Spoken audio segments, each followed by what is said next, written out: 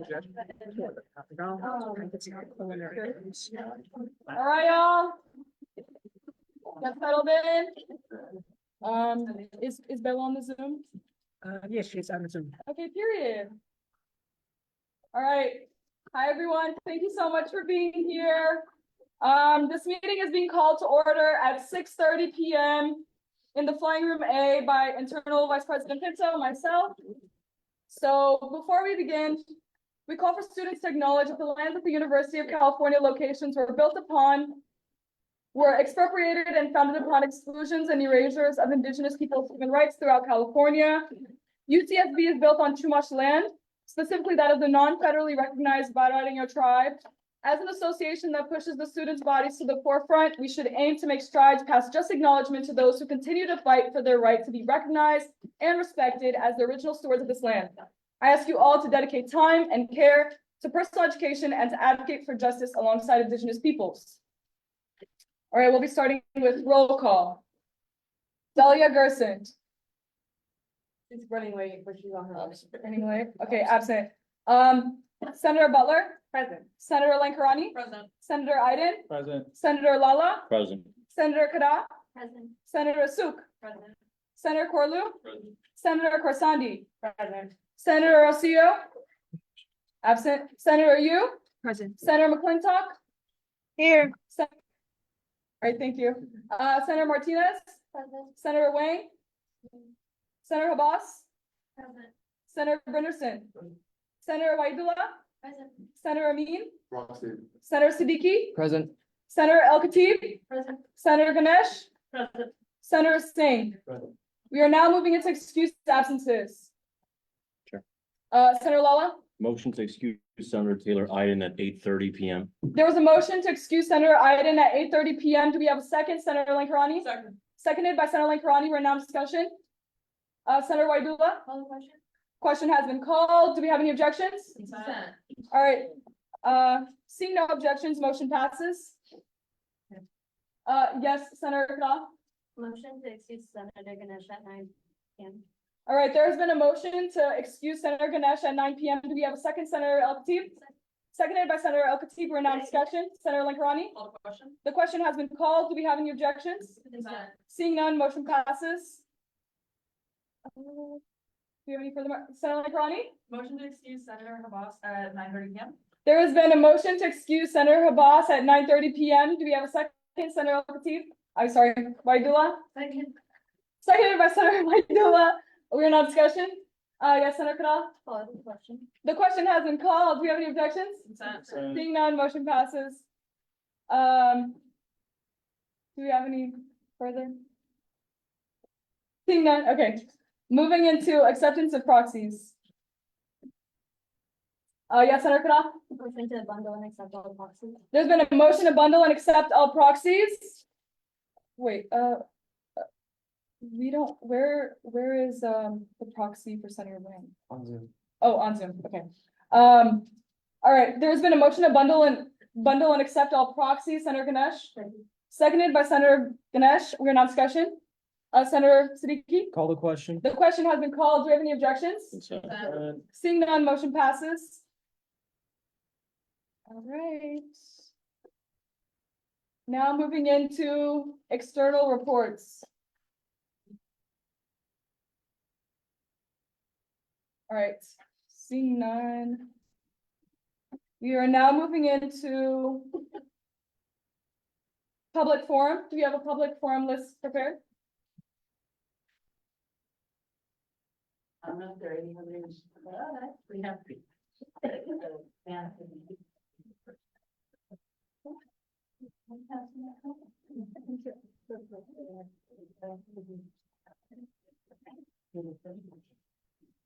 Oh, well.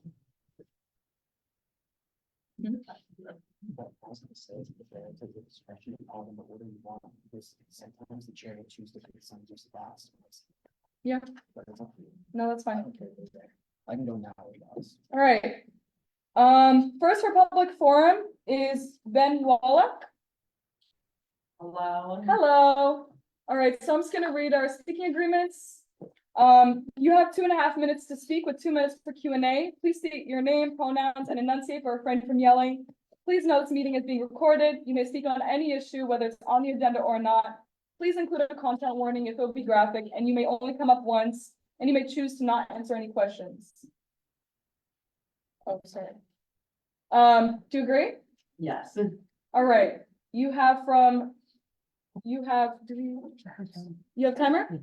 All right, you have 2.5 minutes now, and you have the floor. Okay, so what I wanted to speak about actually has to do with the land acknowledgement that you gave. I think a lot of students, and probably a lot of you would agree that our land acknowledgement is a bit subpar. UCSB says that we do a lot to care about the Indigenous people, but I've noticed a severe lack of action toward that. Pretty much like virtue signaling, if you know what I mean. And one way I found out about this was in a class. I learned about the history of Indigenous people here, and I heard that the Portola expedition colonized this area and kicked the Chumash off their land and destroyed their culture and the environment. And Portola, does that name sound familiar to any of you? I assume yes, because Portola Dining Commons also shares that name. And when I found out about this, I was not okay with that. I was surprised that UCSB would let a building be named after such an atrocity, especially with our land acknowledgement and how much we claim we care. It kind of just shows that they didn't care. So with that, I'm trying to get Portola Dining Commons name changed, and my plan is to start a petition for that. I can't choose the name myself because I'm not Indigenous. I'm going to work with the Chumash people on that. So I do not have a petition out yet, but I did just want to see if that's something AS Senate would support and if that's something you would help me do outreach on. I will say, sorry to put her on the spot, but I did speak with AS President Nayeli yesterday, and she was the one who directed me to this AS Senate meeting. All right, thank you. Are you done speaking? Yes. Or will you be taking questions? Yes, I will be taking questions. All right, well, I mean, I would like to question because, I'm Indigenous. And I wanted to ask who specifically from the Chumash tribe you're communicating with? Okay, so I'm still actually working on establishing that contact. If you would like to email me about potential contacts, that would be Yeah. really nice. There's also a harvest dinner that I'm going to on Thursday. Yeah. Since you're Indigenous, you're probably aware of that already, and I'm going to let them know about this project, and I'll see if I can establish a long-term contact then. All right, thank you so much for your efforts. Would any of our senators like to, Senator Mike Roney? Hi. I'm really interested in this effort and I want to help as much as I can. What is your name and can I give you my email? Oh, yes, did I forget to say my name at the Yes. beginning? We have 4 Sorry. minutes for questions. I'm Ben, and I should have said my pronouns too, he, they. I'm an environmental studies major. And I'm in the environmental leadership incubator, that's what this is part of. Eli! Oh, how about that, Yeah. yes. If you'd like to write your email down, would you like to do that? Yes, should I still, okay.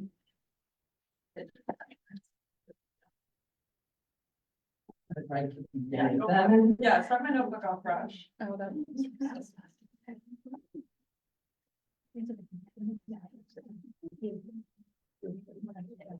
Yeah, I should have started with that. I was so excited. I dove right into it. It's all good. Y'all, you're on public forum, please, no side conversations. Yes, I'll reach out to you and see how to. Yeah. Senator Latif? Thank you so much for coming. I'm also very interested in talking with this, and you mentioned outreach specifically. I'm part of the outreach committee, and Yes, oh yeah, I could, then Naomi told me about that. She gave me the outreach committee's email. okay, great. So you start me anytime. I would love to help you with this project. Thank you so much. All right, Senator Ganesh? So, is there a reason I can give you a contact for the Chumash tribal committee? Okay, that would be great. Should I give you my email too, or maybe you I can, can that's take something it you from can pass around? I would also like to mention that they will be at the Harvest Dinner.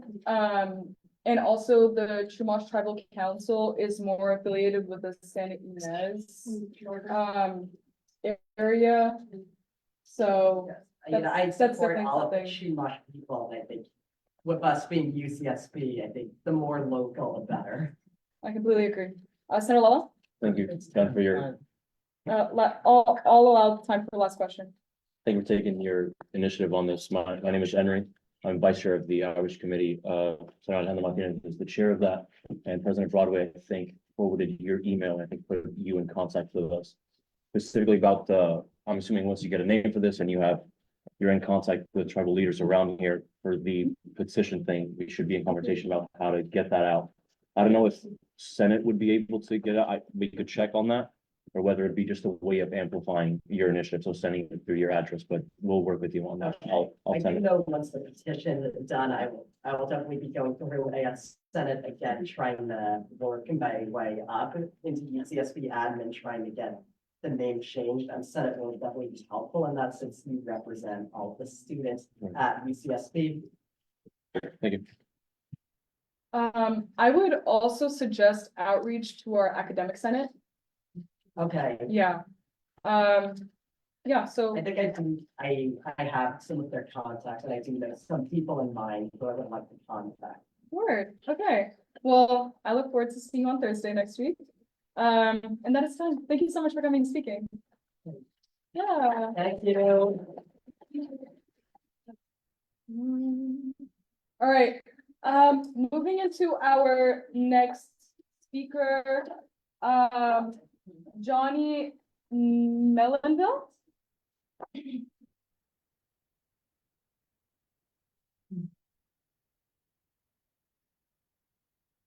Okay, hi. Your speaking agreement. So you have 2.5 minutes to speak with 2 minutes for Q&A. Please state your name, pronouns, and enunciate, but refrain from yelling. Please know this meeting is being recorded. You may speak on any issue, whether it's on the agenda or not, and please include a content warning if it'll be graphic. You may only come up once and you may choose to not answer any questions. Do you agree? I agree. All right, you have 2.5 minutes. Yes, my name is Johnny, he, him pronouns, here with like the weekly Calberg update. Yeah, well, about last week, we reached our fundraising goal for the quarter. Which means we pledged about 1,000 students from this UC campus. Which is really great because we can stay funded now. It's also really cool because it's completely public and student funded. Yeah, last week we also finished our new voters campaign. And regardless of how you feel about the election, that was really a big success because we registered about 850 new voters, tabling, canvassing. We also tabled on election day. That was really cool. Yeah, we also have our forest campaign to protect our old growth forest right now, which is in full swing. We're actually meeting with some elected officials this Saturday at Los Padres to talk with them about that. Yeah, and that campaign actually looks a little different right now because of the election. But essentially, you know, we're trying to get Congress to enact stronger forest policies to protect our old growth forests in California. Yeah, another big thing we're looking to start a campaign on right now is, I don't know if you guys have heard of this, but Sable, which is an oil company, has been trying to get the permits for the oil rigs off our coast. And our oil rigs right now off our coast are actually completely shut down ever since that big 2015 oil spill. So they're trying to get the permits for that to restart oil drilling off our coast. And that's something, you know, I was at the planning commission meeting to try and get that stopped, but it looks like it's going to continue. So CalPERD is probably going to have a campaign in regards to stopping Sable Oil Company. Yeah, we're also in the works with coordinating some things with some AS members right now, which is awesome. I love working with you guys, so keep that on your radar. All right, thank you. Will you be accepting questions? Yes. All right, do you have any questions? Do you have any questions on Zoom? Yes, Senator Waydell. Just one simple question, if you guys can have like the contact me specifically. Yeah, I can shoot my contact. I can also email, I can send another email out to all the AS senators tonight. Okay, I'll just get contact. Okay, Yeah, I think I have your number at the previous meeting. yeah. All right. Any other questions on Zoom? Do we have any questions? No? All right, well, No. thank you so much. Thank you. Yeah, of course. So it's like 6:45. Last on our public speaker list is Dan Siddiqui.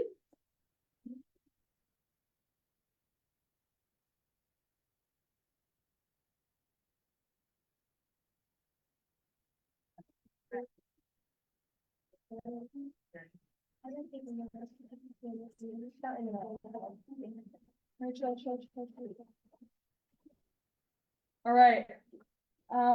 Thank you for coming today and speaking. So you have 2.5 minutes to speak with 2 minutes for Q&A. Please state your name, pronouns, and enunciate, but refrain from yelling. Please know this meeting is being recorded. You may speak on any issue, whether it's on the agenda or not. Please include a content warning if it'll be graphic, and you may only come up once and may choose to not answer any questions. Do you agree? Yes, I do. All right. You have the floor. All right, thank you, Chair. So hi, everyone. I'm here today not as your first president pro tempore or as an off-campus senator. I'm here today as a student. And I'm here today to talk to you all about something very important. If you guys can look over to the screen over there, I had our wonderful Holly screen share exactly what I'm talking to you all about. But if anyone wasn't aware, our longest, I believe the longest standing chancellor in UC history, Chancellor Henry Yang, is stepping down at the end of this year and returning to teaching. So the process for replacing chancellors at each campus is that it's done through a committee that is headed by UCOP, which is the University of California, also the president, as well as the UCOPs, who are appointed by our governor to manage all the individual chancellors and all the individual campuses. But the reason why I'm speaking to you all about this opportunity is because this search committee, within the way all of them are designed in terms of voting power and in terms of membership, it is very top down in terms of, Holly, if you could scroll down and we can just go into the membership, you all can see the membership of this committee. It's the UCOP president, about 5 regents, including the chair, Janet Riley, as well as other regents such as Richard Lee and Jose Hernandez. And then you'll have around 3 to 4 or 4 or 5 professors, as well as, 2 alumni from the Alumni Board of Directors and Foundation trustee. But in terms of every other community on this campus, there's 1 person to represent staff at UC Central. There's 1 person to represent graduate students at UC Central. And there's 1 person to represent undergraduate students. That's it. And so the reason why I'm pointing this out to you all is that inherently, the cards are stacked against us in terms of who gets a voice in these rooms and who is allowed to be heard. And what I specifically wanted to talk to you all about is that there are a series of town halls. Holly, if you can just scroll down to the bottom of the page. There's a series of town halls for different, members of the community to come and, voice their opinions. There's a faculty town hall, there's a staff town hall. I spoke with the executive director about it briefly, but Marcella, it would be wonderful if you could get some of our AS staff to come to this as well. Specifically, I want to talk to you all about the undergraduate and graduate student town hall. As members of the committee, we are not allowed to tell you exactly. All right, you are out of time. Senator Person? Motion to extend speaker's time by 2 minutes. All right, there's been a motion to extend the speaker's time by 2 minutes. Senator O'Keefe, seconded by Senator O'Keefe, we're now in discussion. Senator Grani? The question has been called. Do you have any objections? None. All right, seeing none, motion passes. You are now granted 2 more minutes. Thank you, Chair. As I was saying, there's an undergraduate and graduate student town hall from 4:30 to 5:30, actually next week. So I know a lot of us, like before Senate meetings, we don't really, have any specific meetings or tasks, and for some of us that's different, but I just want to highly, highly encourage everyone, please, if you're sitting at the table, if you know people who will be affected by this new decision, which is everyone, please invite them to the undergraduate and graduate student town hall. And the reason why this is incredibly important is that, to my knowledge, this is the only type of town hall opportunity that will happen in this process for the entire school. And as a member on the committee, there's a Nexus article where they interviewed me, but there are certain priorities that I plan to bring up with the chancellor, whether it comes to campus climate, whether it comes to housing, whether it comes to financial aid, whether it comes to NAGPRA compliance.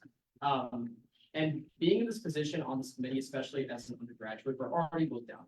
Because, we're kids, we don't stay at universities for a very large amount of time, like staff and faculty do, so we're not entitled to the same privileges. And for me, being on this committee and being able to advocate for things, it's much stronger when I advocate for things and I say that 10 students came into this town hall and told me that they can't afford rent and they don't have a place to sleep because the university is currently being sued by the local city of Boone for not building enough housing.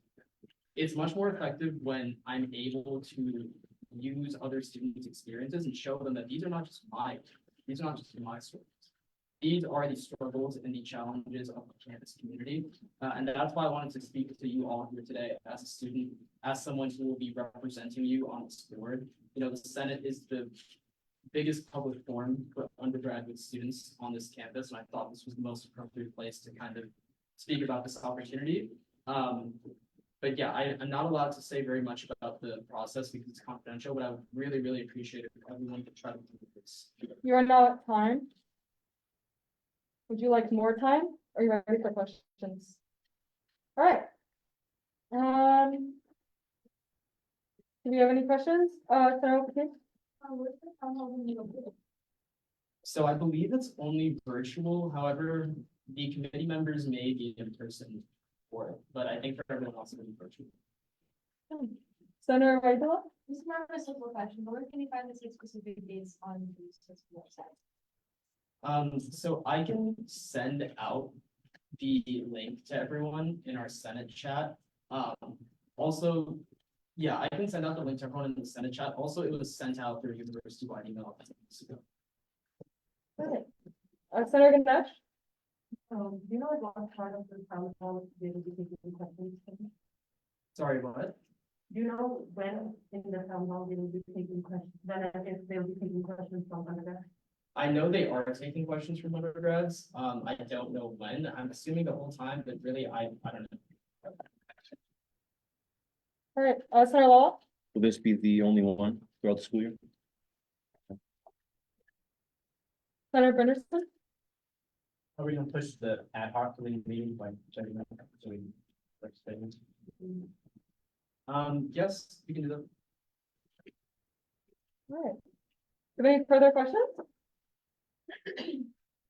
All right, thank you so much for speaking today.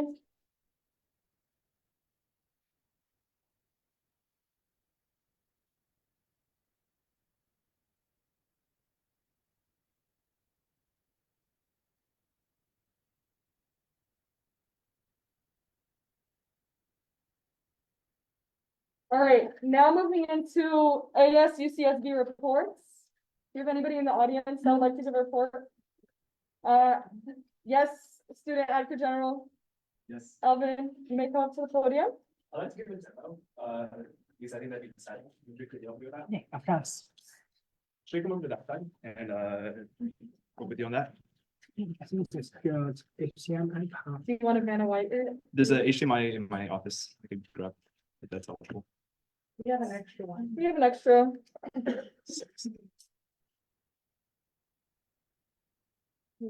This sandwich isn't as good as the grilled chicken or the. We don't have those today. I agree. Cookies like sweet, like a little bit sweet. I'm not afraid to do that. I don't, but like not sweeter, you know what I'm saying? Right.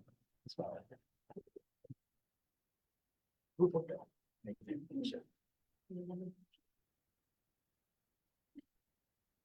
I feel like most of it is like STEM offices is notes. I know, it's like all physics.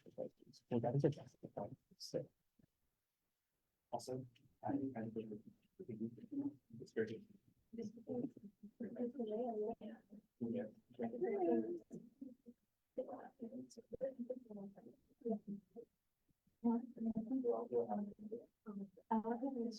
You might need to. That's fine. I guess I could just speak and then. Yeah. Right, how do you about? It's yes, how do you about? You see this at the display. I knew this. You need to set the display settings. No, Bruh. with Metro as. Bruh. Is this true? So good. I used to be in tech. I know how this works. See, with the, again, the program. As a program, we're doing a bunch of stuff. Looking up settings on settings is so good. Yeah, yeah. Oh, of course, if you're on the other tab. Oh, the standing rules. How are you doing that, bro? I thought you were like. You're a magician. Bro, why can't I look over here? Oh my god, this is so.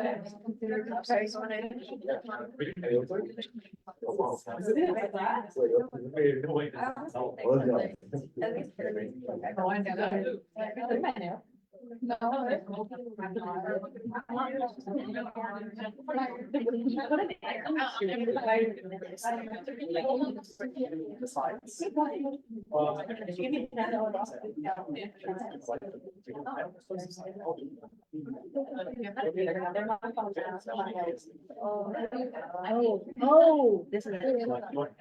Yeah. Is eating known as related? Y'all better stop playing with me. Like, no. And you would be able to do substance. Yeah, okay. Such as food and water does not count as a non-business related activity necessary for business. It's inherent in the definition. Well, All right, y'all. I guess this works. If you can click, slideshow, would you like the slideshow? By the way, guys, this is not the demo, but I just made some slides with one that I'll be sending to you guys later. So you don't have to pay attention to that, you can just hear me speak. But, real quick, do any of you guys know what the OSA technology system is? So some of you guys do, some of you guys don't, and the reason why that is because, for like a short history lesson, over 10 years ago, a bunch of very passionate CS students made just like their passion project called Go Gaucho. And what Go Gaucho is it's like a little app that you can download, and it's the quote unquote better tool because it integrates with your Google Calendar, it shows your classes, and it has access to a bunch of links. It has a lot of features that just makes it better than Gold. And it was just some CS kids in UCSB working with their API key and having fun with it. But what ended up happening was last year, all the people who were managing this Go Gaucho app, which over 5,000 users, they have 5,000 active users on the app, which they can see from the data. There's a lot of people, right? 5,000. We have what, 20,000 undergrads. A lot of people use this app. So all their like the people maintaining this app, they were about to graduate. So they were like, hey, Alvin, will you be able to take this project, make it a part of your office, and then just give the people who work on it honorary? So that's what we did. So the OSA Technology Subcommittee is a subcommittee of OSA that happens to work on CS related apps.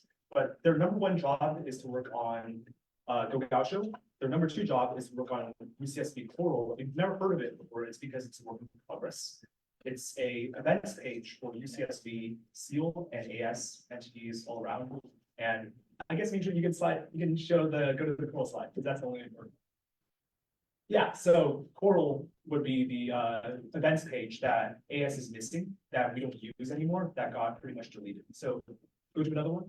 This is what Go Gaucho looks like right now, but what my committee is working on is both Go Gaucho and UCSB Coral. Move to the next one, Andrew. What is it? Back to Go Gaucho. Keep on going. Let's see what happens. This is still Go Gaucho. Okay, this slide was made last year, so I'm not super familiar. But the point being, we desperately need an events page for AS and SEAL and UCSB entities because Shoreline is insufficient. So that's what they're working on to try to make something that's better than Shoreline. And right now, the staff of OSA Technology Subcommittee is 4 people, but we're trying to extend it to 6. And that's what there's a bill that's being on the agenda today that Dan authored and Levi co-authored that is about that exact topic. Okay, that's the first thing. The second thing would be, I forgot to mention this, but the technology subcommittee, they're not just for UCSB OSA. They're also a resource for all of AS. For example, Senator Walker has reached out to us and is working with UCSB OSA technology subcommittee to query data from dining halls and access their API. So one thing, you guys can work with them. And yeah, the second legislation, wait, you don't need to screen, like, this does not pertain to you anymore, Ming, but like, the second thing I want to talk about is there's another piece of legislation on the agenda. It's the resolution to support dining hall. The reason why that's there is because, as many of you know, I've been actively working on dining hall reform this year and the past year as well. And I want to reach out to Senate because Senate is the representative of students here at UCSB, especially Basic Needs Committee and Outreach Committee. Advocacy Committee. I still get it mixed up. And I think having that resolution as a marker of support for the collective student need is really important when it comes to negotiations with the dining halls that will occur end of this quarter and also starting next quarter.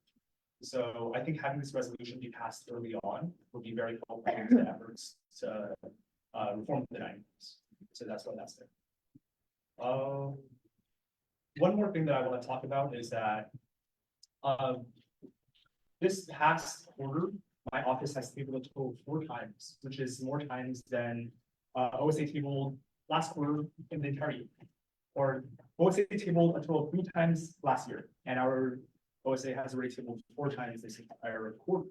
So we're doing a lot, but point being, my predecessor, when he was doing budget deliberations, he set aside $2,000 for special projects, and we're slowly running out of that because $2,000 is insufficient for a lot of tabling and efforts. So I'm here to request additional funding. I feel like I'm missing something, but it will probably come up later. That concludes my report. And wait, should I talk about like my request and why the request now, or should I wait for like a later time? If you feel like it's relevant to talk about right now and you have that information, I suggest you do it. It's very relevant. I want to do my demo meeting. I'm all over the place. It's all good. But OSA is requesting 5,000, and here's the reason. With the bill to expand the technology subcommittee, we're adding 2 additional positions, which is 1,800 of honoraria, and this is what Go Gaucho looks like. So any of you can, Go Gaucho is both a web app and an iOS app. So if you type Go Gaucho UCSB right now, you can click on it, you can sign in. If you sign in and you enter your net ID, it automatically goes to, like, I can sign out right now, sign back in, sign in with my Google account, and it takes my net ID and my password, and it can load all my classes. So it's essentially a better goal. And right now we're in conversations with people who manage Gold and who have made Gold to integrate UCSB, or not UCSB, to integrate Go Gaucho into Gold itself. And yeah, you can access your classes. You can access dining hall menus. You can even access library capacity. So you know exactly how many people, which library floors are less empty or more empty. And this is quite accurate. There's a lot of additional features too, like finding exactly which course you need and information about the courses and when they're offered and maps. So point being, Go Gaucho is really cool, and my office is, or that committee is doing a lot of great work, and we want to expand it, and we need money for that. The other reason why we need money is because for tabling, we're setting up these luncheons with a bunch of administration officials, which we have been doing, and yeah. Are there any questions for me? I'll give you a second to reach the podium. Thank you, Mildred.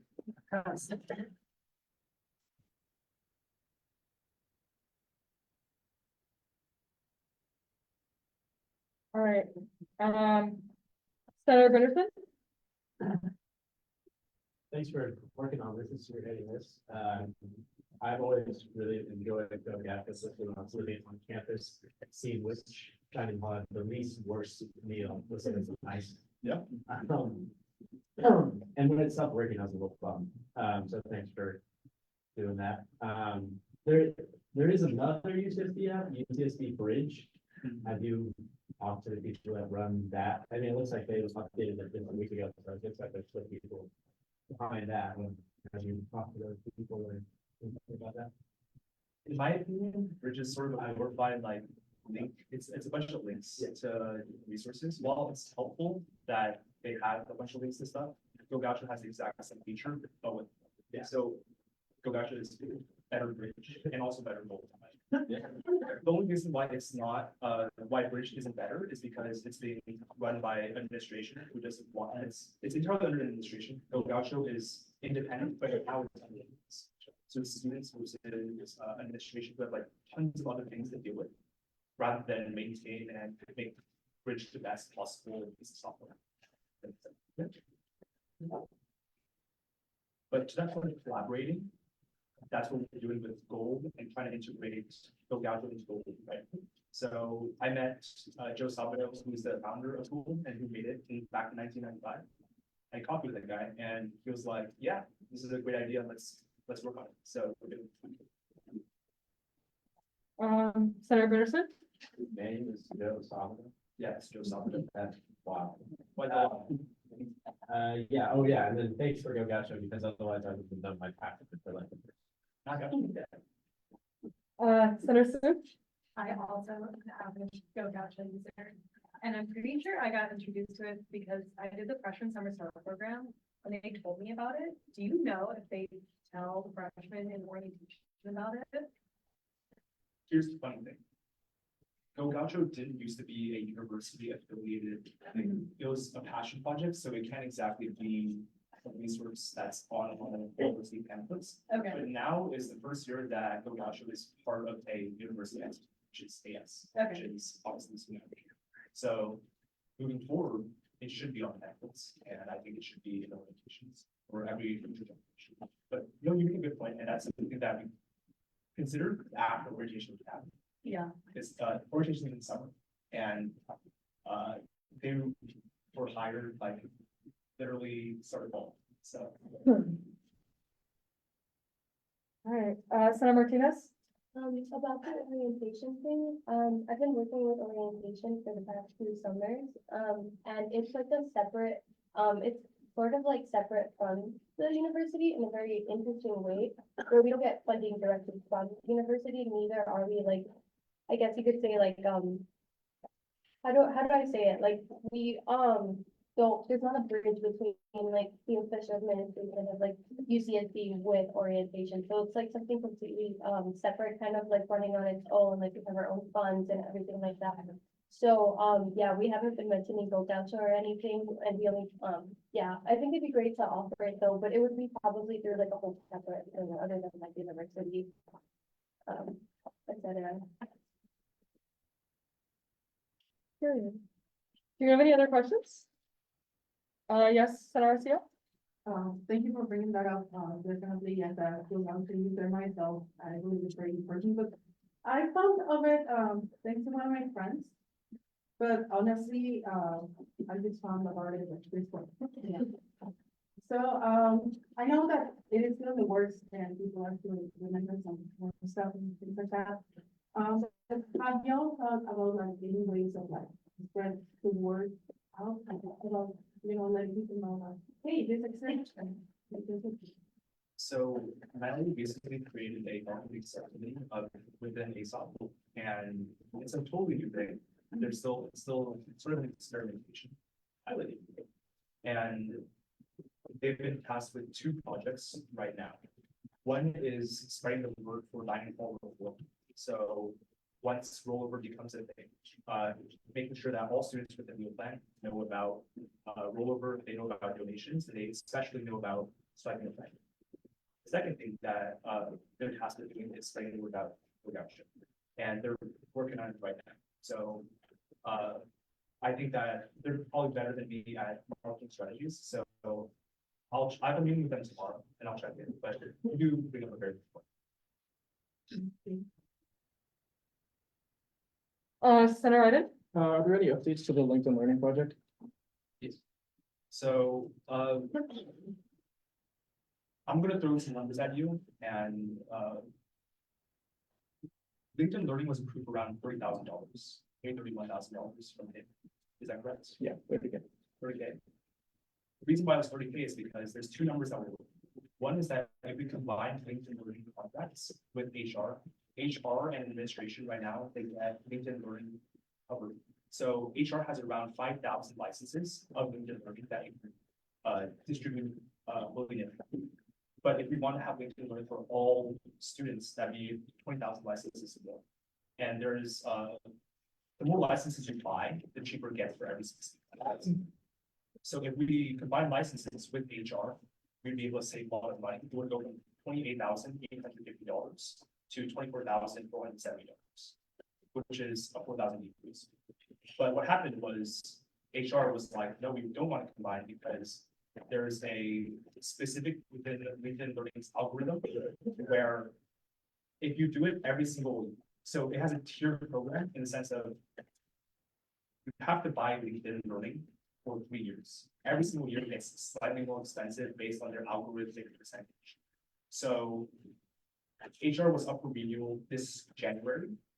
And to combine it with UCSB, they'd be locking themselves into a 3-year agreement where they don't have that flexibility. So HR decided to go by themselves. So me and President Broadway are setting up all meetings with the LinkedIn Learning representatives this week to discuss a pilot program from end of the year, so like January-ish to the end of the school year. I think that makes sense. It was delayed because of failed negotiations. Oh, to that point, thank you, Dr. Marquez, for being there and all. Senator Siddiqui? Thank you, Student Advocate General Lang. My question is about LinkedIn Learning. So from my understanding, the original high impact project that we passed was $30,000. We had $58,000 in our high impact project fund, meaning we spent more than half of our own money on this project. My understanding when we passed it was that it was going to be for the purpose of making it a permanent program. Now you're telling me it's a pilot program. So my questions are, number one, is that now going to cost less than 30K? Because we passed the 30K for a permanent program, not a pilot program. So number one, can we get our money back?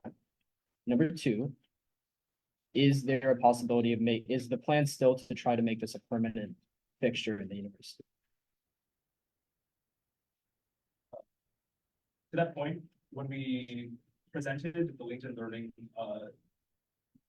pilot program, so it's called the LinkedIn Learning proposal, but we did specify that it was a pilot.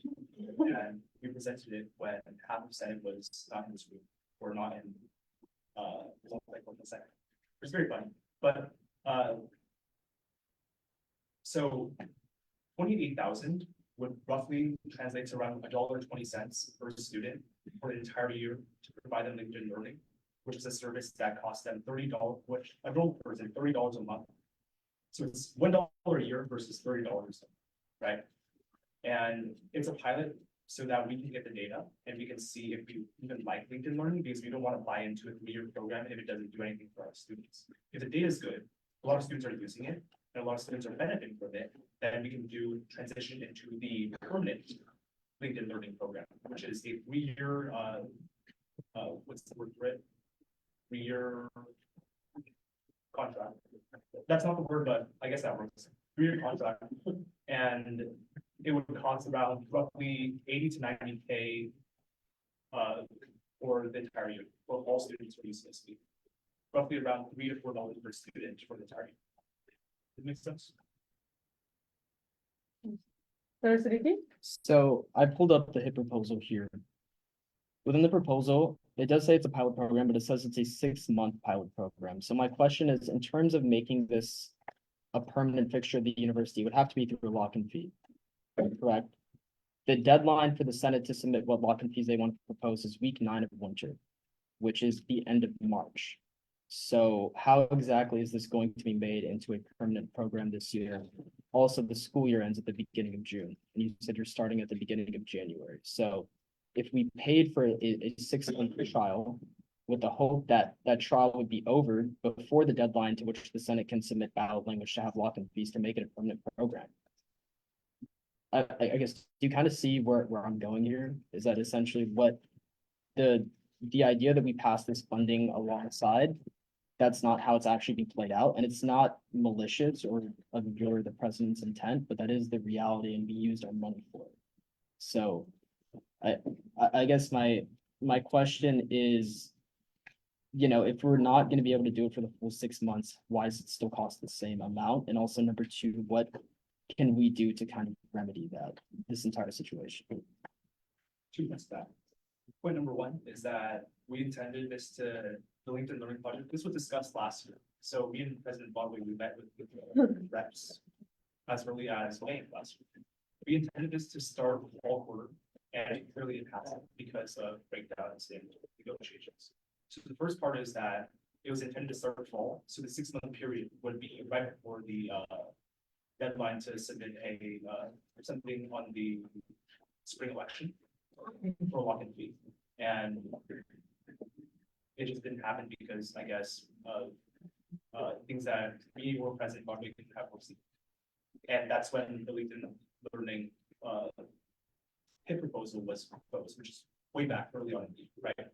The second thing is that LinkedIn Learning provides data metrics as you go.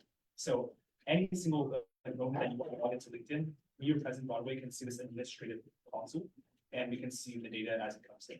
So I think that 3 months is sufficient to gather data, even though that we would be providing students, all students at UCSB LinkedIn Learning for 6 months. Senator Siddiqui? That does make sense, but it didn't answer my question. If this is a 3 month trial period instead of a 6 month trial period, why are we still paying 28,000 if we paid for 6 months if it's happening for 3 months?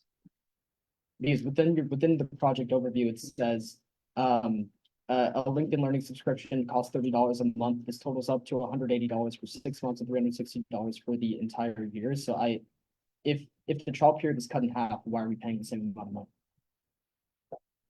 Yeah, Isn't it still 6 months from January to June? That's 5 months. Well, this is kind of similar, but. yeah. The end, it would be, January to July would be 6. Also, we could just make it like shorter, and the $28,000 isn't fixed for 6 months. It's, everything is just like timeline based, so if we want to do it for 5 months, we could do it for 5 months. If we want to do it for 3 months, we could also do it for 3 months. Everything is variable, and the amount that we got approved for was 30,000, because we intended to make it a 6 month program before the election. And it seems that it might be more necessary to do 3 months. But the 30,000 that we got approved for gives us a little bit of wiggle room that we can adjust and see what we want to do with our allocated money. Executive Director Marquez, did you have a comment? I think it was just covered. I just wanted to underscore that nothing is settled. Everything is still in development, because the original underlying contract between LinkedIn Learning and UCSB is held outside of the department, held by Human Resources overall. And so, and their contract completes their cycle in December. So the first effort was to actually unify both between AS and the whole campus, and that's what did not prove for that. So the specifics of the project could still be factored. All right, thank you. Do you have anything to add? This is Brian. In terms of LinkedIn Learning, or in terms of just everything? Everything, do you have any final remarks? Final remarks is that I'm here to request 3 things. One is to pass the bill to expand the technology subcommittee, increase it by 2 members. Other one is for to table it and pass next week. The other thing is the resolution for supporting the dining hall report. That's something that you can pass today unless you guys table it for another week. And that is just a very simple affirmation of things that I think we collectively agree that food insecurity is bad and that dining halls can do better. The third thing is that I'm requesting $5,000 from Senate unallocated to OSA. For honorarium and for payment purposes and for whatchamacallit, initiatives. So, yeah. Hey, thank you. I just wanted to say thank you so much for, I like making us all aware of, Go Gaúcho. I think that the app, the UX looks really nice. The overall design of it looks beautiful. One more thing. Oh, Sorry. okay, This is totally off topic, but my office just took in 7 cases in the last week, so some weeks it's a lot, some weeks it's not a lot, but like we're already doing really great. And the taping is definitely helping. So 7 times 10 would be 70, which is already more than what was the last year in the entire, so. Very fun. all right. Well, thank you so much for your time and all of your work.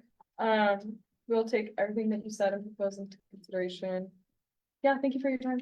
Appreciate it. All right, moving into our next unit report, the Zero Waste Committee. Do you have a representative on Zoom? Yes, I'm here. All right, you have, if you could please introduce yourself, and also you have the floor. Okay, thank you. Hi everyone, I'm Aiden. I'm a 4th year and I am one of the new co-chairs for Zero Waste Committee this year. So just to start off, this year we have 12 new officers and a new advisor, so it's almost a completely new committee. But we've already accomplished a lot, and I'm just going to go through like a quick run through of everything we've accomplished this quarter so far. So our activities coordinators have already hosted a swap and share fair and a paint a pot event. Our compost coordinators have gone to UCSB Cooks and given a presentation about composting and how to be more waste-free in cooking. They've also sent a bulk email about the barriers to composting and received over 200 responses, which we're planning on using throughout the rest of the year to help address the student need for more information on how to compost. Our athletics coordinators have continued the shoe recycling program that we started last year in collaboration with Got Sneakers. They've also worked with intercollegiate athletics to make meetings with food provided more waste-free, and they're looking into creating a swim cap recycling program. Our public outreach actually just confirmed a deal with Better World Books, and we'll be starting a new textbook collection program where we collect these textbooks and then ship them back to the company for free, and they either donate them or recycle them. Our outreach also organized tabling at Eco Expo. Our treasurer has dealt with multiple orders from our website, and our admin has gotten on to Shoreline finally and started the newsletters. And yeah, that's about it for now, but the future events that we're looking forward to are having our Zero Waste Festival in the spring. We've also talked with multiple ELI students this year and talked about how we can support them in their endeavors. And then we're hoping to host Fix-It fairs in winter and spring quarter. So any questions? All right, thank you so much. I just wanted to comment, please make sure to send your appointments to President Broadway as well as myself. I'm unsure if you're familiar with the process, but if you need any help, please reach out to me. My email is internalvp@as.ucsb.edu. Thank you so much for being a part of this committee. I think the work that you do is exceptionally important. And yeah, the floor is open for any questions, comments. Okay, thank you. I'll do that next time. Sorry, I'm new to this. It's okay. If you need any help at all with your transition, please reach out to me. I'm here to support you. And yeah, I'm really excited for all the work that the Zero Waste Committee will be doing this year. I don't think that we have any questions, but thank you so much for coming in. Okay, thank you. Bye. All right, I will be taking a point of personal privilege and yielding chairship to Senator Siddiqui.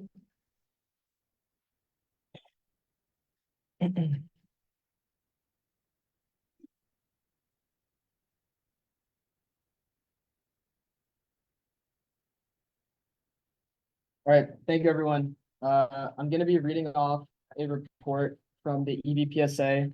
So I'm gonna move us back into Executive Officer's report. I'm reading this report on their behalf because they're unable to make it in person. This is their report detailing all the work they completed during the summer. So they held weekly core staff meetings along with additional one-on-ones with staff as they completed travel books. They caught up with requisitions and debts from the last fiscal year and made plans for the following year. They had conversational meetings to discuss the drafting and signing of the MOU between the EVPSA office and the Finance Committee as it pertains to the USSA fund.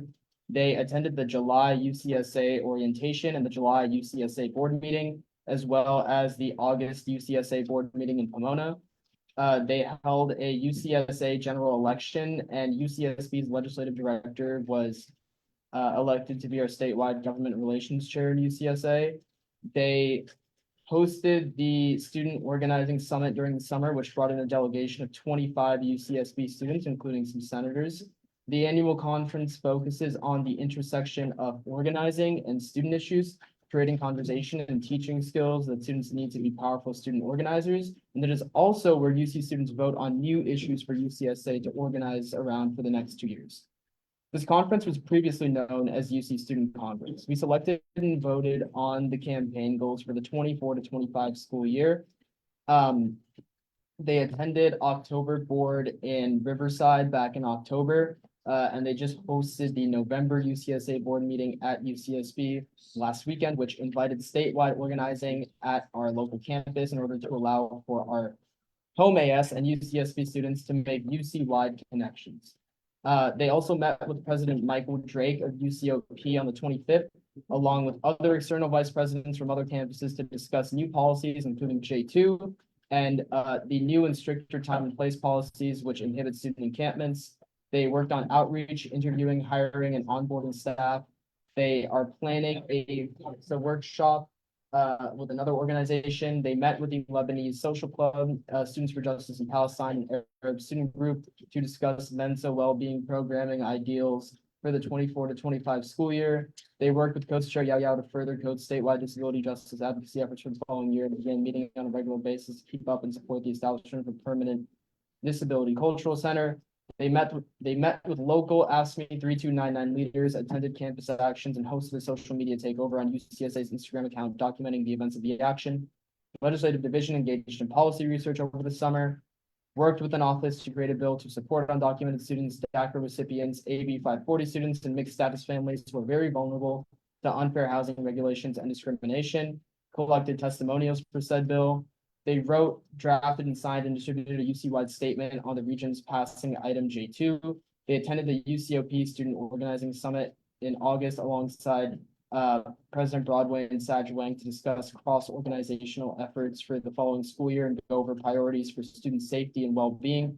While UCOP outlined agendas, targets, and plans for the upcoming school year, they began an alliance standing meeting with UCGPC and UCSA. They met with Owen Myers, Byron Chan, and Jake Toomey and more to discuss voter registration goals and targets for the 24 to 25 school year. They met with President Nayeli Broadway to plan and set agenda for the executive core staff retreat.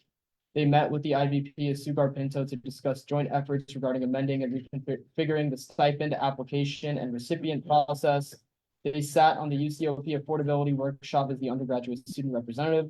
They met with Katie Maynard and Rebecca Segundo to discuss joint statewide basic needs goals for the upcoming year as it pertains to UCSA campaigns and student health and well-being.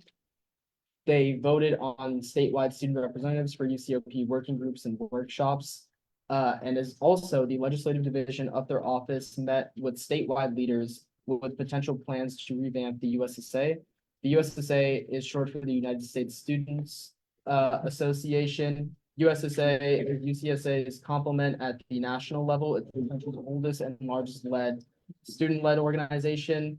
It presents over 4 million students at over 400 campuses across the nation, and the organization works to develop current and future leaders to amplify the student voice at the local, state, and national levels by mobilizing grassroots power to win concrete victories on student issues. It did die down due to a leadership disagreement. However, organizers are looking into active contacts and leads to revive the organization. I can take questions, but this wasn't my report, but I can try. When you'll church it back. I'm yielding chairship back to the IPP also. All right, do we have any questions or concerns? All right.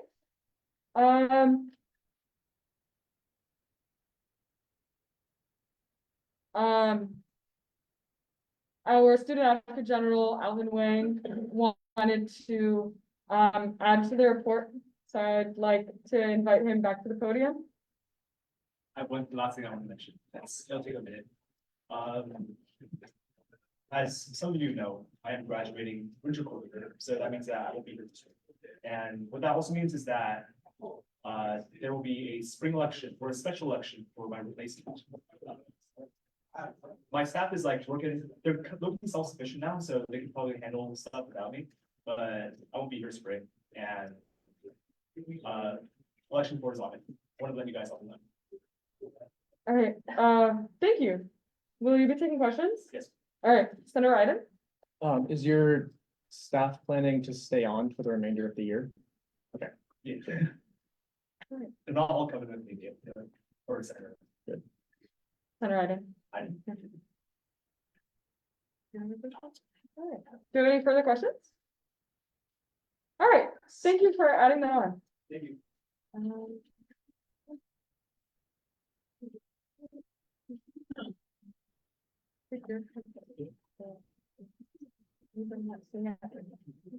All right, for sake of time, I would like to move into appointments. Actually, let's start off with minutes and allocations. Senator Siddiqui? Motion to bundle and approve all minutes and allocations. There's been a motion to bundle and approve all minutes and allocations. Do we have a second? Senator Kadab? Second. Seconded by Senator Kadab. We are now in discussion. Senator Rocio? Question? The question has been called. Do we have any objections? All right, seeing none, motion passes to bundle and approve all minutes and allocations. We are now in appointments. Senator Butler? Motion to bundle and approve all appointments. There's been a motion to bundle and approve all appointments. Senator Corsendi? Second. Seconded by Senator Corsendi. We are now in discussion. Senator Lankarani? Question? The question has been called. Do we have any objections? Seeing none, motion passes. Period. Should we go to new business? All right, we're now in new business. Okay, we'll get into that later. All right, we are now in new business. The first item being a bill to reform the bill and resolution numbering system. Co-written by Senator Ganesh and Soup. So you guys have the floor. The very simple bill is just enacting the chief complaint. They're not the chief complaint. This is David Junior's advice to reform or present resolution of the system. It's honestly really not efficient, so I think this is very good. All right, Senator Soup, do you have any further comments? I encourage everyone to look at it because I mean, it makes sense when you read it just to make sure in the future when you're writing your own, but you're never remember. Yeah, thank you. We are now in discussion. Senator Siddiqui?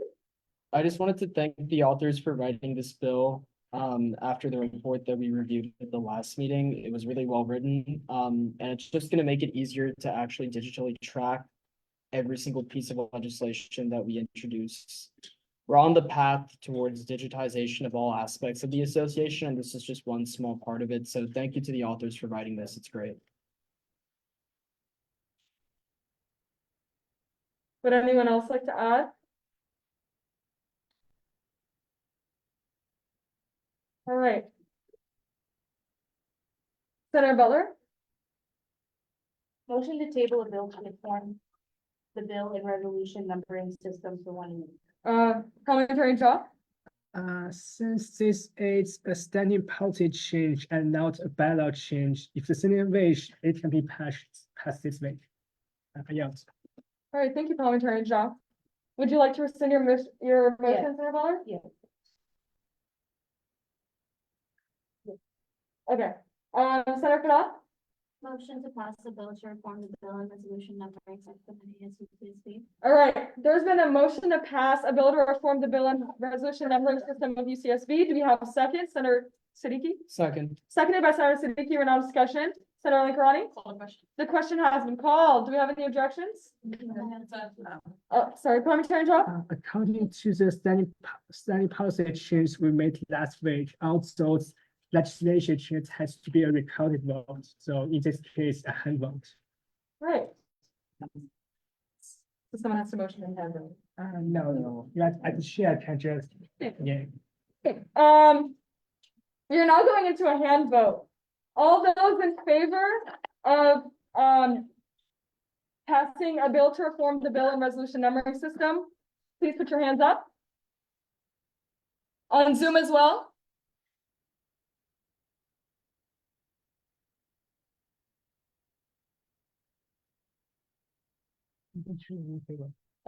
On Zoom, we have, Senator McClintock, that was counted? Yeah, and the president, Okay, period. How many? 22. 22? All those not in favor, hands up. Abstentions? All right, the motion to pass a bill to reform the bill and resolution numbering system passes. Now moving into a resolution in support of UCSB dining hall reform. Co-authored by Senator Kadam, Martinez, and Lala. Would any of you like to speak first? Senator Kadam? So I think our student advocate general touched on a lot of the points of why it's important to pass this right now. But as many of you probably saw in the resolution, this is like many of the efforts that are being communicated in this resolution have been trying to be passed by many different student leaders and organizations on this campus since 2006. And I just think it's like, although this is a positional resolution, it's important to reaffirm that the Senate does stand for that, like the fact that food is a basic human right and nobody on this campus should be experiencing food insecurity. Yeah, and I'm just really happy to be working on something that I believe is so important on this campus. And I would like to give the opportunity to that office. All right, thank you. Would any of the Senator Martinez? So this has been in the works for a while because we just kept going through it, trying to refine it as best as we could, try to get as much input as we could from SAG Wing. Of course, they have done so much already, like the Student Advocate General, Basic Needs Committee, they've been working on this for a very long time, as can read in the resolution. And I think as like outreach, outreach to the committee as a whole, is so proud and very glad to see that it's taking a step in a great direction, and we just really want to support that. So, I genuinely want to thank Student Advocate General Lang, Basic Needs Committee. I want to thank Senator Sada and Senator Anibala, and yeah. Senator Lala? Yeah, I want to primarily thank Senator Fidel there was a reason that we kept delaying this week after week. It's that we wanted to make it as precise as possible because this does matter. This is not an empty statement. This is something that's going to be referenced both by the student leaders who are fighting on our side, on our behalf as an association and as a student body, and by those that they'll be presenting to and enforcing this on, essentially, be it from, enforcing that meals that are unused by whoever holds that card can be given to others as something that is existent, for example, but just not enforced. This is very, very important. And I want to thank Senator Goodall for making this bright and properly put together as it should have been. And this is a really important resolution for us to put our support behind. So thank you both for your efforts. All right, thank you so much. We are now in discussion. If anyone has any comments, Senator Siddiqui? Yeah, thank you to the authors for writing this. I remember last year as a proxy, I know that Alvin, as chair of the Basic Needs Committee, was working really hard on this, and it was phenomenal to see it, to see campus agree to make it a pilot program. I think it was probably the biggest achievement of the 74th Senate in total. But my question is towards the authors. I read in this resolution that multiple times you guys referenced the Student Advocate General, the ASU CSB president, other student leaders. I feel like I've only really heard about the SAG office and the Basic Needs Committee in terms of the work that they've done in regards to dining hall reform. So I was just wondering, for my own curiosity and for the student body's curiosity, are the authors aware of like what contributions other student leaders and the president have made to this project? Senator Lala? I could start on that. I wish you were still here. We listed the Office of the President and SAG specifically because in the meeting with SAG-Wing a few weeks ago, he mentioned those two as being the key ones in negotiation with administration, especially with the dining and housing department at the beginning of this academic year. Does that answer your question? All right, thank you. Do we have any further questions? Well, I recommend that someone motion to pass this resolution. Senator Lincoln. Motion to pass a resolution in support of UCSB dining hall reform. All right, there's been a motion to pass a resolution in support of UCSB dining hall reform. Senator Al-Khatib, seconded by Senator Al-Khatib. We are now in discussion. Senator Waidullah, the question has been called. Do you have any objections? All right, seeing none, motion passes. Thank you, everyone. Sure. Point Oh. of order, Senator Siddiqui, has to be a hand vote. it's a resolution. It's not changing legislation. Does it still have to be a hand vote? So resolution there are about the type of legislative actions, so. Oh, okay. Sorry. Point of order. All right, period. Sorry. Senator Iden? So also going back to the proposed amendments, one of the proposed amendments was the presiding officer of the Senate shall interpret all motions that fall under, like, just basically any motion that is made is for the passage is going to be interpreted as a motion for a hand vote. So from my understanding, you can just do it before is it after call to question or before parliamentarian? So after the call question, if there's no objection to the call question, the chair can just initiate the hand vote procedure. Okay, period. Yeah, I'm just making that life. All right. Guess we're doing a hand vote. Hands up for yes to pass a resolution in support of UCSB dining hall reform.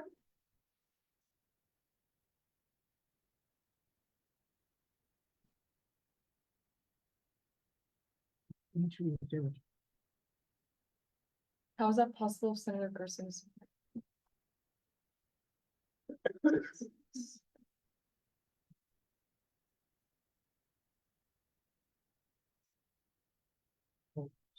It's just. All right. No. Abstentions? All right, motion passes. Moving into a resolution reaffirming ASU+CSB's commitment to its immigrant student population, written by Senator Lala and Martinez. Would any of you like the floor? Yes, please. Yes, Senator Lala?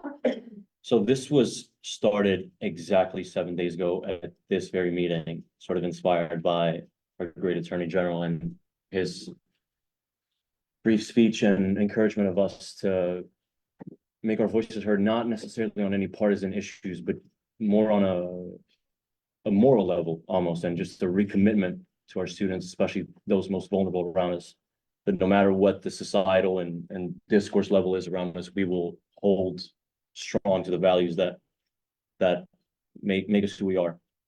And this is in tandem with the resolution reaffirming ASU+CSB's commitment to its trans and non-binary and LGBTQ students. And it was inspired by the very clear feeling from 8 years ago when we were in a very similar position, again, at the level of society and discourse, when I was just a few months off the boat, as they say, when I had just come to the United States, and I felt that level of hostility and that question, even as a kid, of am I not wanted here? And the thought that there's many students on this campus who might be experiencing that right now, I think it's not an empty statement for us to say something as basic as we recognize the commitments of our student population, no matter what their immigrant journeys are. And we reaffirm that we will dedicate all the resources, the vast resources of this association, to supporting them in their contributions, whatever they may be. All right, thank you. Senator Martinez? Yeah, just as you said very well. I feel like this resolution is very important to many of us. I feel like it resonates and we really want to attempt to solidify our position and just be, just I forgot the word, show solidarity with the students that worked so hard to get here they have to, I'm thinking of the word expense, they have to deal with all of the procedures, all of the governmental, all of the school, the university, like the fact that a lot of the students cannot, the ones that are not properly documented, the fact that they cannot access just general resources that are available to every other student working just as hard as them, or if not, each student works so hard on their own. So I just feel like it's very important, especially in this past week and in the past climate that the campus has been and other universities have seen as well, with the students are documented and immigrant. I feel like this resolution is very important to us, and we're really proud that we have here. All right, thank you. We're now opening the floor up for discussion. Yes, Senator Chanel? No, I just wanted to thank the authors for writing this piece of legislation. I think it is very important that we reaffirm this stance as a Senate right now with not only the campus climate, the general climate of the country. And just like personally, as somebody who did have a lot of people affected by the Muslim ban, I think with so many different populations on this campus, like Senator Lala mentioned, this is like hand in hand with also the other piece of legislation after this one on the agenda today. It's just very important that we reaffirm these stances for these different communities on this campus as they do feel heightened vulnerability right now. All right, thank you. Do you have any further comments? Yes, Senator Siddiqui? Yeah, I wanted to thank first and foremost both of the authors for writing this. I initially had amendments I wanted to make, but I just didn't have the time for it. But a lot of you may not know this, but when I was born in the United States, I'm a citizen. I was born because of birthright, meaning that I became a citizen because I was born here. Both of my parents were green card holders at the time, and now they are full citizens, and my entire immediate family are US or Canadian citizens, so everything's fine. But the larger point being here, and I know other people want to speak, so I won't go too long. I've been able to, in my short 20 years of life, do a lot of impressive and amazing things, from being in this position, number one, to serving on the committee to pick our next chancellor, something that no one has done besides our executive director back there 32 years ago. But I've been able to enjoy a lot of privileges and fundamental freedoms and opportunities, despite my identity. And it's incredibly scary to hear planned proposals about getting rid of birthright citizenship in the United States, knowing that if that were the case before I was born, I likely wouldn't be sitting here in front of all of you today, or have done any of the things I've been privileged enough to get the opportunity to do. So I just want to thank the authors for writing this resolution and expressing that you not only represent me, but the entire immigrant population, and even anyone who was a close relative or a child of an immigrant on this campus. So thank you both. Yeah, thank you. Senator Waidula?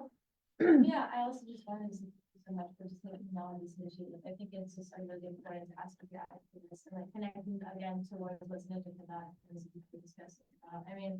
I think it's super essential just for creating a welcoming campus, and I feel like this is definitely a great step. And like again, like to those who with us, and my family also really affected by this. And I'm really enjoying it. You guys are taking initiative with this and everything. And if you guys need any support too, just let me know. All right, thank you. Do we have any further comments? Yes, Senator Sandy? I also wanted to say, like, thank you so much for writing this resolution. I come from the daughter of immigrants, and it's a very different experience growing up in an immigrant household. And definitely, I think that plays a big role in how my college experience has been so far, especially because my parents didn't go to college in the US. So it was very different, and I think any support that we can give students who are like navigating that. Because I'm not a first gen college student, so it's a little different, but I am a first generation American, so it's very difficult as well. So yeah, I think it's very important that we support our immigrant populations and our like new American populations as well, because the challenges going, college here is confusing, so it's important that we support them, so thank you for writing. All right, thank you. Any further comments or questions? Senator Latif? I just want to express my support for this resolution. I'm glad that everything, that's being said here is being said. I think it's very needed, very timely. Especially with, as was said before by Senator Kadah, immigrants for people of color and immigrants whose countries have been targeted by anti-immigration policies. And, I'm just happy that this resolution is being adopted. All right, thank you. Senator Singh? Yeah, no, I'd also like to thank Senator Lala and Senator Martinez for the resolution. I'm also an immigrant. I came to this country 2 years ago for school. And I was like 17 too, so I was so scared. I didn't know anyone in this entire country. And even before that, I was an immigrant to UAE, where again, I didn't know anyone else. So just seeing, resolutions like this is like really nice. Thank you guys. All right, thank you. Proxy Tamari? Thank you. I just want to say, like, as an immigrant who came here 5 years ago, I really support this, and I really thank everyone for writing this. Like, as someone who came here and didn't really know what, like, college was, like what's going on, like, what, like, the whole process and everything. I really like me and many others appreciate any support you can get. So thank you. All right, thank you. Do you have any further questions, discussion points? On Zoom? Do we have anyone on Zoom? Proxy Caleb has hands raised. All right, Proxy Clara? Hi, I just wanted to say, as an immigrant, I am thankful of this resolution, especially as a reflection to the current political environment here in the United States. And it's important to say that this isn't just for the immigrants currently within the population, but it's also for future students as well. So thank you. All right, thank you. Do we have any further questions? Does anyone want to make a motion? Senator Ganesh?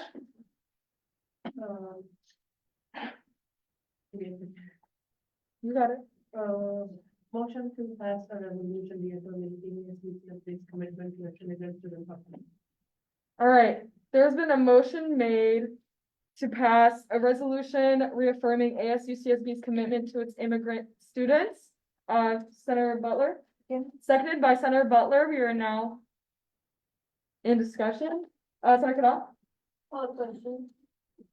The question has been called. Do you have any objections? Consent. All right, now we will be moving into a hand vote. So hands up if you would like to pass this resolution.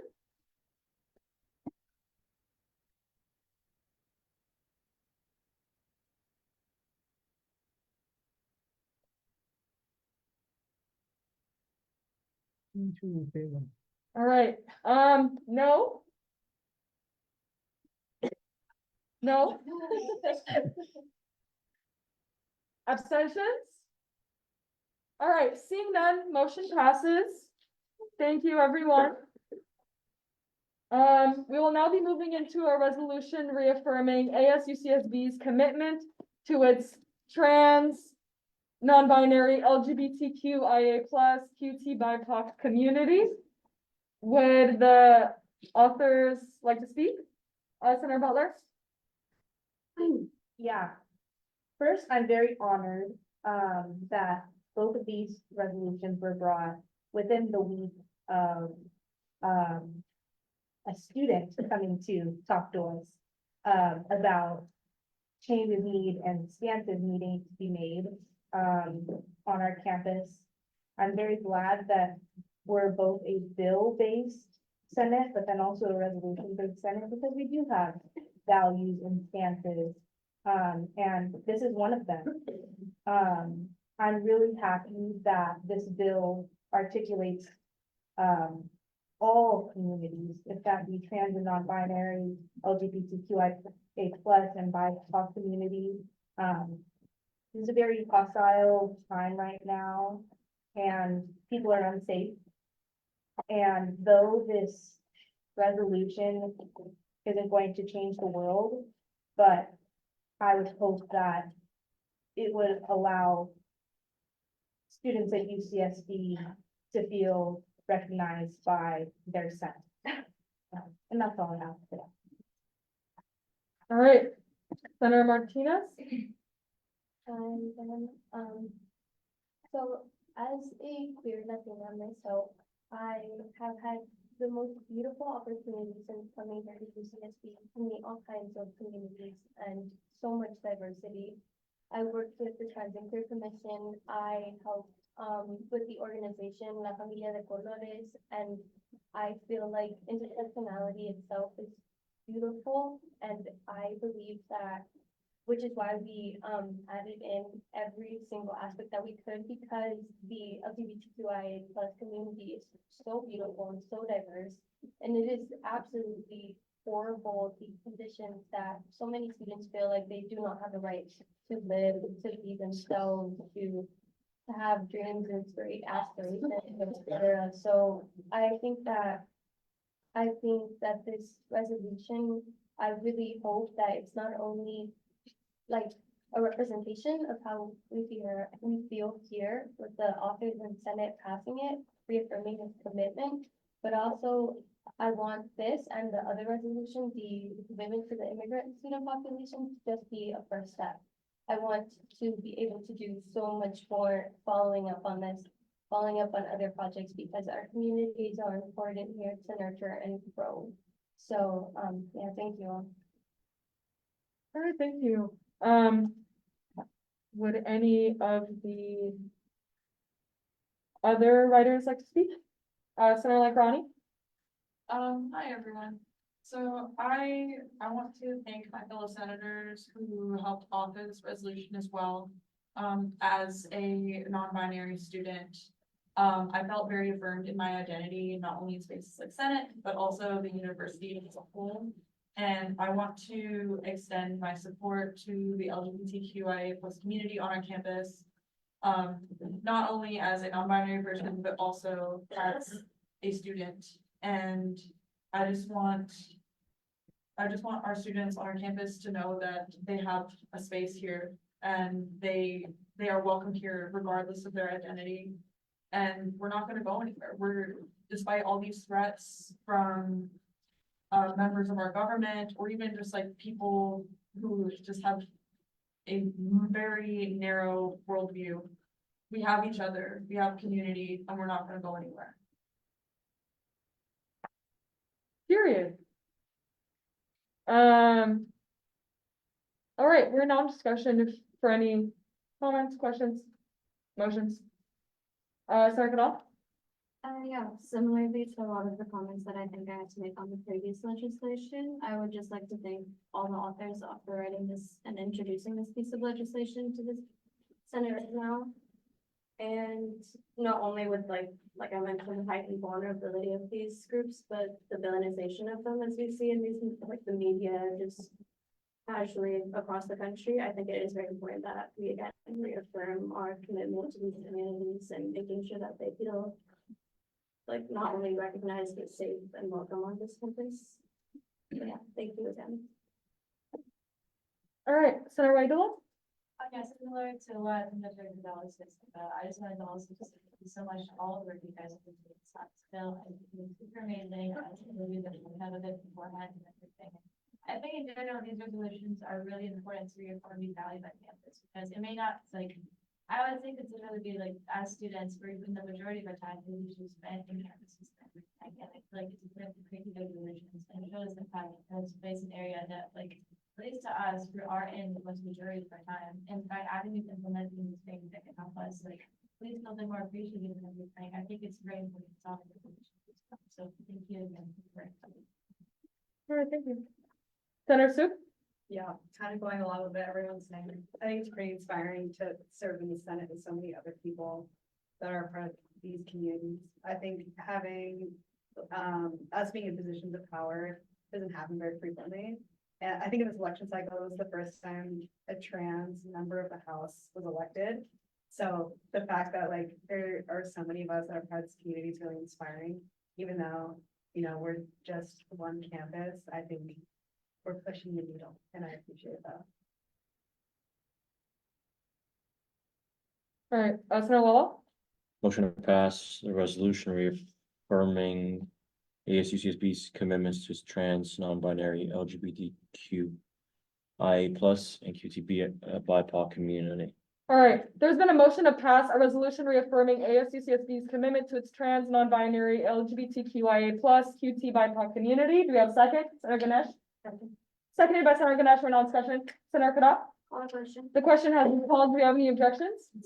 All right, seeing none, we are now moving into a vote. All right, hands up for yes.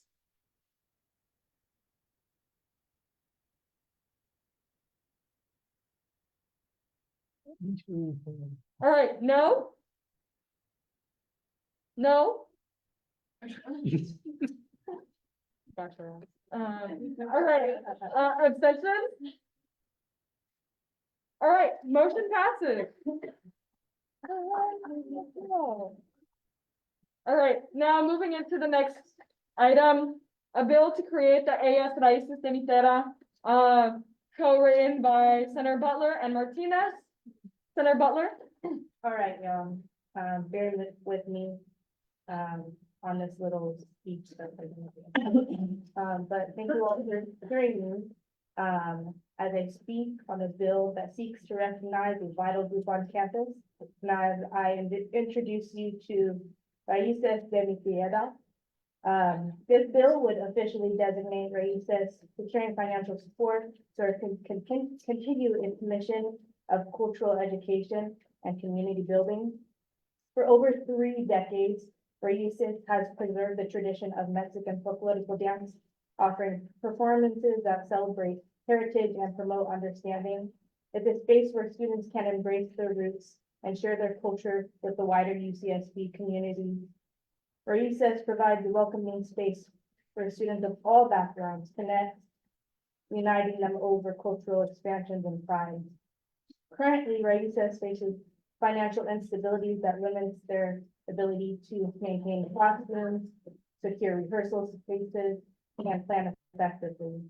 This funding gap threatens the sustainability of cultural tradition that benefits our entire campus.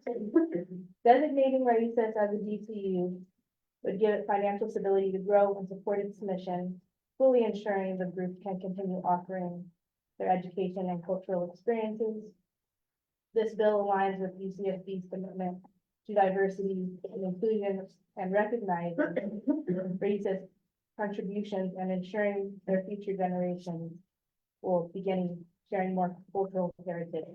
And to close, though this is going to be tabled a week, and I would love to hear discussion, thoughts.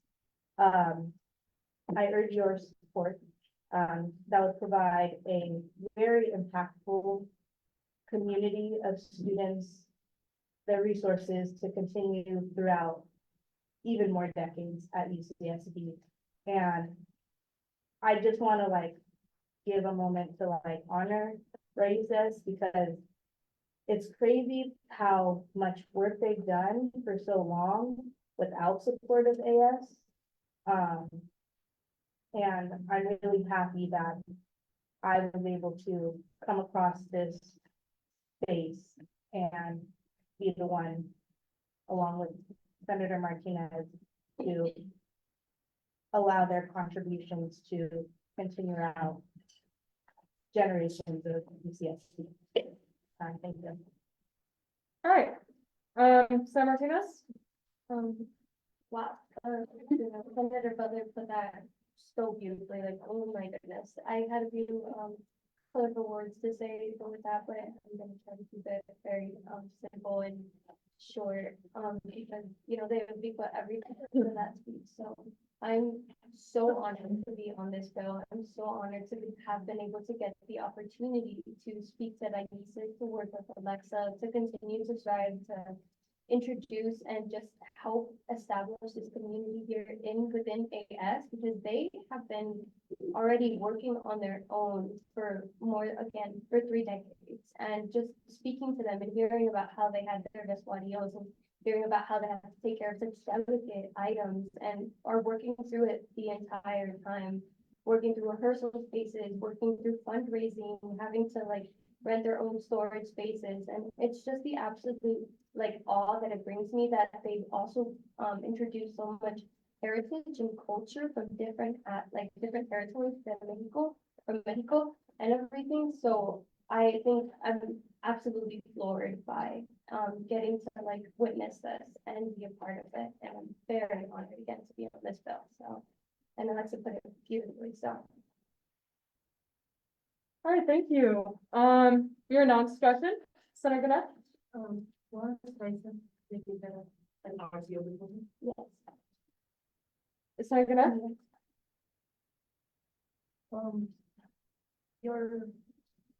I don't mean to be that person, but honestly, but you know that's gonna be like a 70K.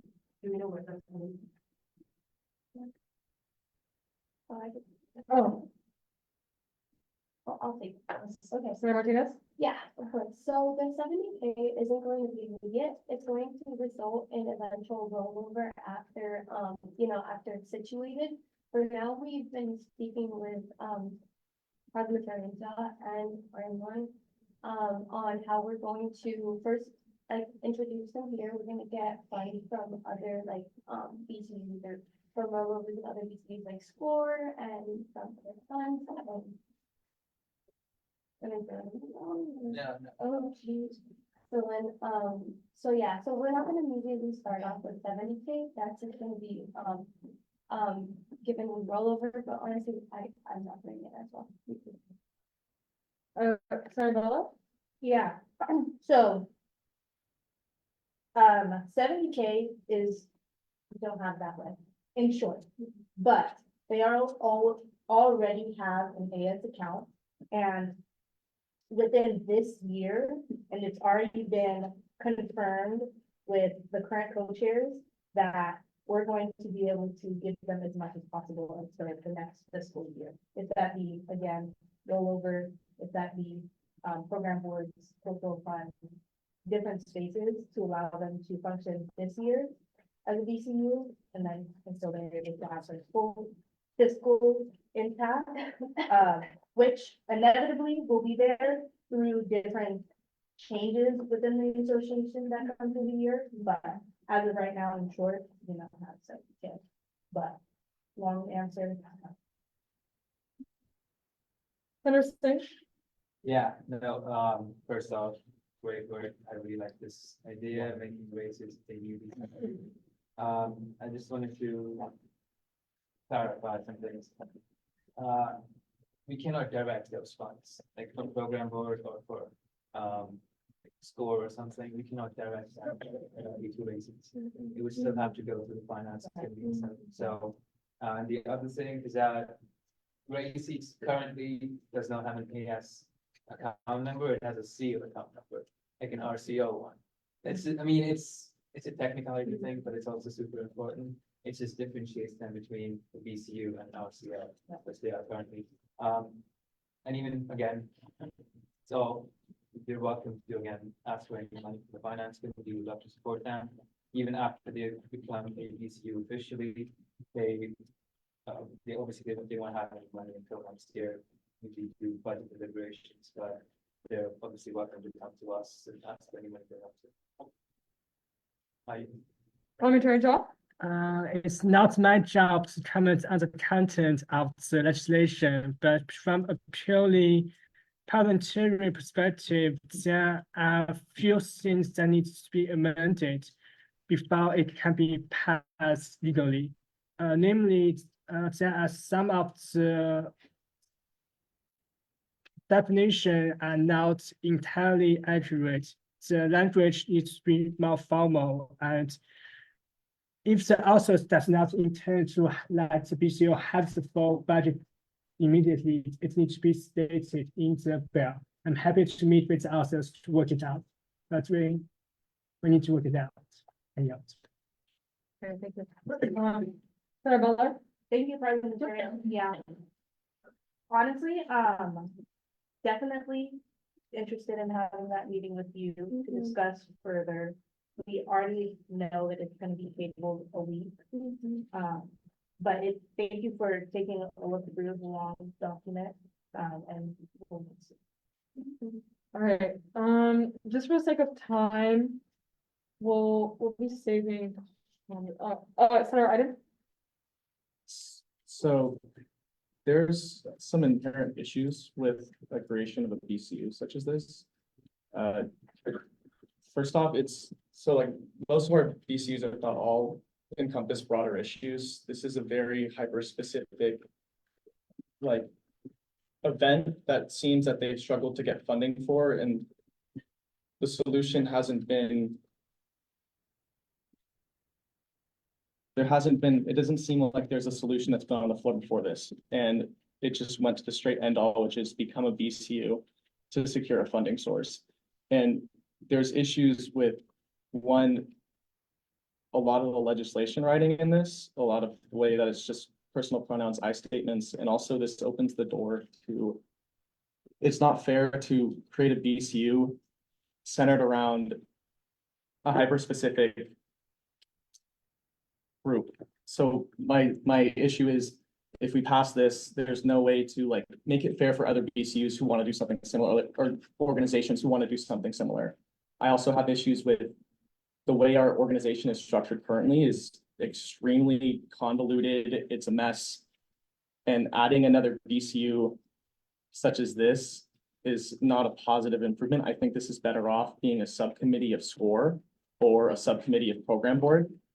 I would honestly for program board, because program board has much better funding sources, and I would recommend talking to them. But I don't think creating a new BCU when we are already in an organization that has a lot going on is the correct move here. All right, Senator Butler? Thank you for your comments, Senator Iden. I've been working on this project all quarter, and all of those concerns have come up multiple times. First, to your first point, Raisa is 100% not just their showcase. It's an organization that uplifts the Latinx community at UCSB through cultural heritage events, academic opportunities, as well as the showcase as well. And through that, I'd love to direct you to their Instagram page, ASC or UCSB Raíces de Mi Tierra.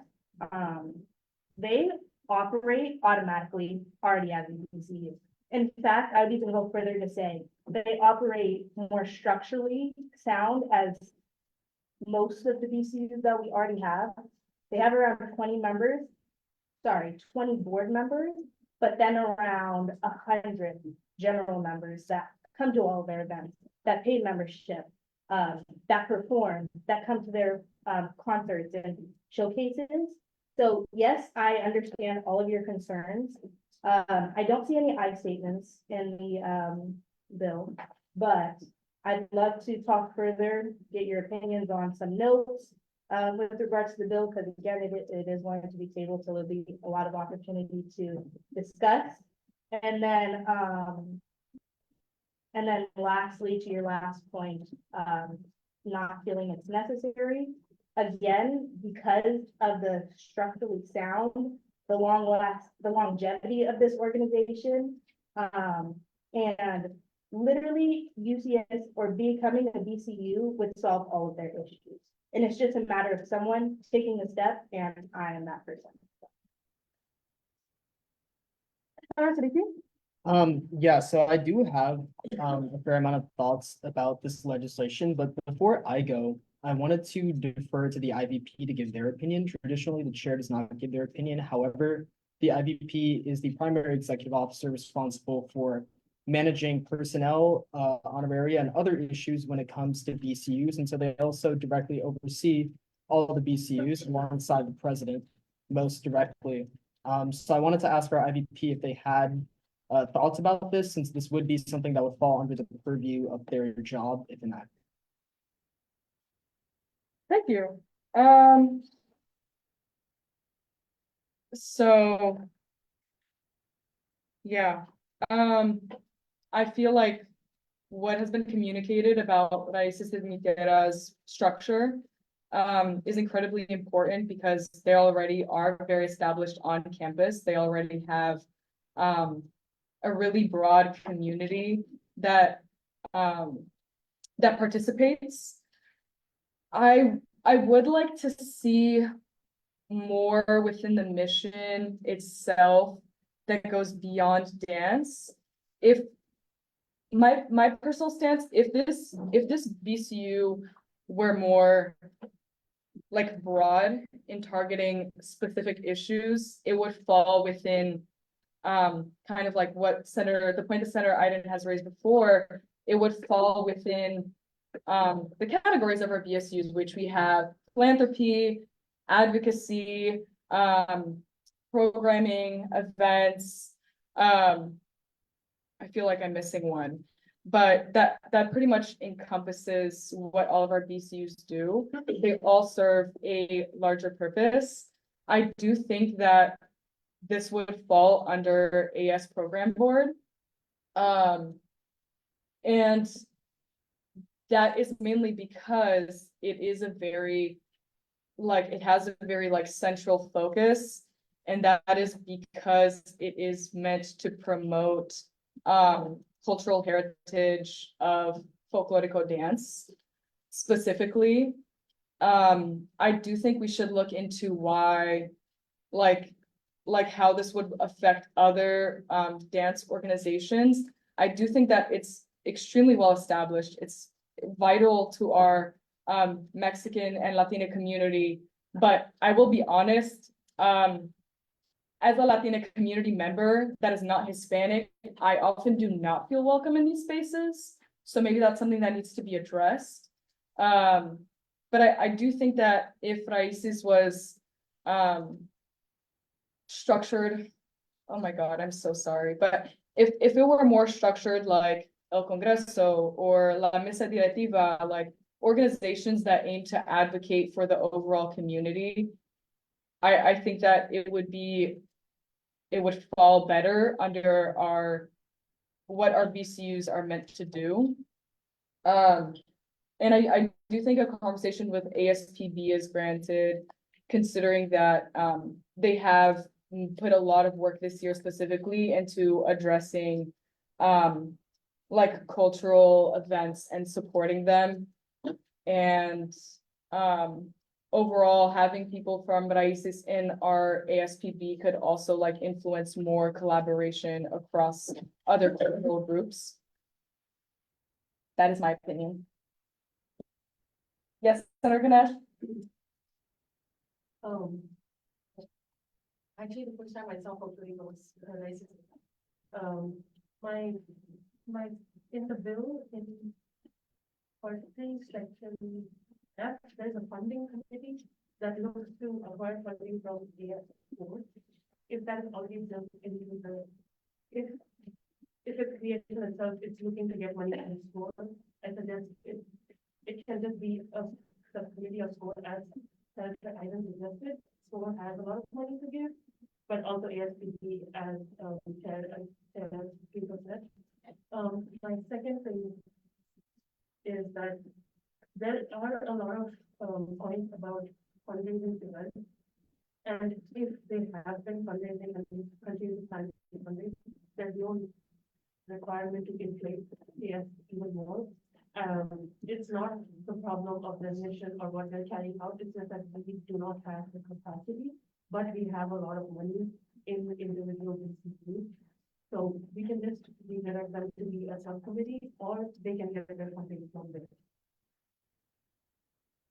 And I would also like to clarify, if Raices is a subcommittee, that does not make them any less entitled to funding, opportunity, or their extensive board. They would still function autonomously, but this would mean that they would be participating in another BCU and offering their opinion on how that BCU functions, which I think is extremely valuable, especially for groups like ASPB and SCORE. Yes, Senator Butler? Yeah, I would like to table and have a meeting further, because I feel like all of the concerns that I've gotten have been gotten over and over again. Well, not from like senators, but just like throughout me doing work. So if you want to schedule a meeting to discuss to improve, I would like to do that. But in terms of the subcommittee, I have thought about that, because that's been something that people have been bringing up to me. But the thing about this is Raices operates as a BCU.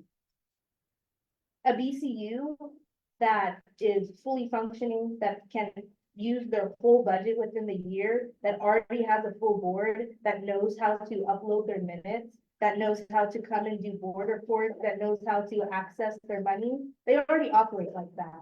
Not a lot of BCUs that we have do that. So more in between traction issue would then just leave Raices in another runaround that they're already in right now, than already just creating them a BCU. And honestly, the thing about it is they've been here so long. So every single conversation I have about it is, wow, like they're so lucky that they've had just such great communities that have sustained it, because they struggled from the beginning. But they operate like one of the best BCUs. Like, for example, maybe someone that could win the outstanding BCU award, in my opinion. But that's how I feel about the subcommittee. I've thought about it, but they operate as an outstanding BCU. So I wouldn't find it necessary to then be an outstanding subcommittee. If you're able to understand what I'm doing. Senator Crisandi? Senator Butler, I think this is a great organization. However, I want to echo kind of what some of the other senators were saying, that this really does open the floodgate for other RTOs or organizations to become BCUs. I think it's great that they're functioning in that way. It's amazing, and they should keep doing that. However, like, we have so many BCUs, and we simply just don't, like, we cannot fund another BCU. Especially specifically that, like, it's a very, very specific mission, this organization. And I think it would be more beneficial to spend student funds on a mission that is less specific and more general. Which is why I urge you to reconsider making it a subcommittee. It doesn't, I mean, another avenue is IB Arts. It doesn't have to be under AS Program Board. That's also a great option. I do see your concerns. Senator Butler, I do see your concerns over having it, you know, like getting it lost in the bureaucratic system of AS. However, I think if they're already fully functioning as a BCU, they can use their expertise in that way to function well and efficiently under a subcommittee. I just really don't think, I don't think the best use of student funds, especially 70K, is to fully fund this as a full-fledged BCU. I think it is a great organization. I'm not denying that in any way, but I just think because it's such a specific mission statement, our BCUs, and we have so many of them, we need to ensure that it can be more applicable, I guess, and just, I think it would be more efficient and a better use of student funds if it was a subcommittee or another avenue. I don't think making it a BCU is the best way to go about this. But yeah. I would like to also raise some information just because, you know, we are representing the student body. We have over 6,000 Latina students. Keep that in mind. Senator Siddiqui? Yeah, so I do have a lot of thoughts about this legislation, but I only want to address two specific points as of now that other senators have echoed. So I want to bring us back to the creation of COJ. As we all know, we've had discussions about COJ and the future of COJ, and I won't delve into that here. But when COJ was created without a fiscal impact, meaning that they had no budget for the entire first year of their organization, and they had to borrow money from other BCUs. Based on what I've seen in the legislation, if the for sure plan is to use money from rollover to create this, then like that needs to be ironed out and it needs to be approved by finance committee. It needs to be stated on the legislation. We're taking X amount from SCORE, we're taking X amount from program board, and we're using it towards this. That's for number one, just the overall like as a Senate, when we pass legislation, we have to be aware of the finances. Then also number two, you know, making sure that they actually like have that budget right there from the get-go, because if we're creating this, and I think they do deserve a place in AS, I will be honest and say that I do prefer the subcommittee approach, but I absolutely think they deserve a space in our association. But I think that if you set them up as an individual BCU, I do understand that they've been operating as an RCO independently for years and they could probably continue on, but AS is so unnecessarily complex and bureaucratic. And aside from the budgeting issue with COJ, another issue of COJ is that they didn't have a dedicated advisor. Their advisor was the advisor for probably at minimum 12 other organizations in this association. There's one person who advises a lot of BCUs, okay? And COJ now, after its first full year of creation, has no board. There's a senator who's been trying to work with them. They get no responses. And if we were to set this up to be a subcommittee of program board or SCORE, like an established organization, they would have the infrastructure built in and they would have contacts that they could go to explain to them the ins and outs of AS and how to move forward and actually how to most effectively go about doing the programming and events they want to do. Because if we look at the intention of COJ, right? The intention of COJ was to, you know, promote cultural and dance events. However, COJ is not able to function as a board because of some of those issues that I mentioned, because of the first year of their creation, they didn't have a budget, because they don't have a dedicated advisor, right? And so now we're getting rid of COJ. And so I do think that if we were to create this as a standalone BCU, I do think that despite the fact the organization has been established because of budgeting issues and also thinking about if we use money from rollover, that's not permanent funding, which means we'd have to find new funding for it in the budget next year because the rollover that we use would expire after this year. So I do think that making it a subcommittee would actually allow the organization to thrive and like do what you guys are intending it to do, because within program board, they have $2 million of roll. 2 million, 500,000 that we can access right now, but they have 2 million total. And one of the things that our finance committee chair has been talking to program board about this year is doing more cultural events. And I think this is a perfect way to do that. I believe the organization does belong in AS, but for the reasons that I stated, I don't believe it should exist as a standalone BCU. Senator Singh? Yeah, let me just clarify something I said before, just state it again. These are local funds we're talking about with program board and SCORE, so we cannot put it in legislation that, okay, some of that money goes directly to races. Now, another thing I would like to bring to the Senate's attention is R10 and the duties and responsibilities of the fundraiser chairs. Now, fundraising itself is not against policy, but there are many rules around it. Specifically around using Venmo or using PayPal or Cash App or anything like that. That is prohibited. It has to go through an AS account. So I'd recommend to the office just remove that part of it. That will be all.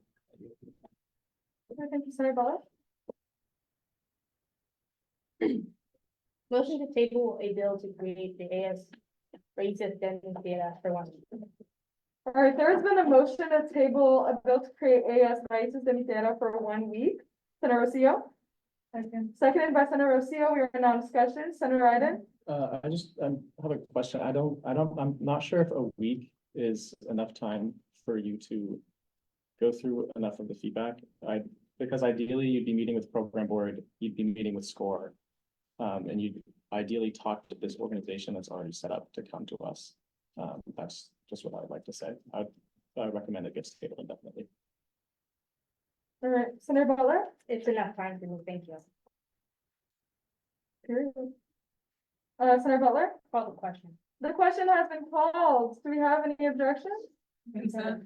Seeing none, motion passes to table a bill to create a raíces de mi tierra for 1 week. And now we will be moving. We have to do a hand vote to, Wait, no, we we're can't not vote. passing it. No, yeah. Okay, period. All right, motion passes to table it for a week.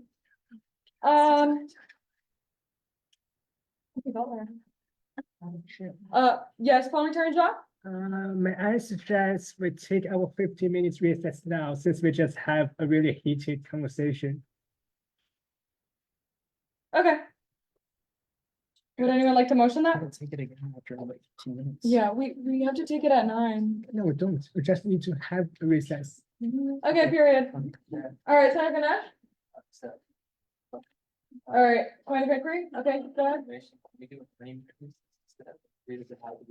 If you'd like to motion it on. Senator Ganesh? Motion to have about 15 minutes. All right, there's been a motion to enter a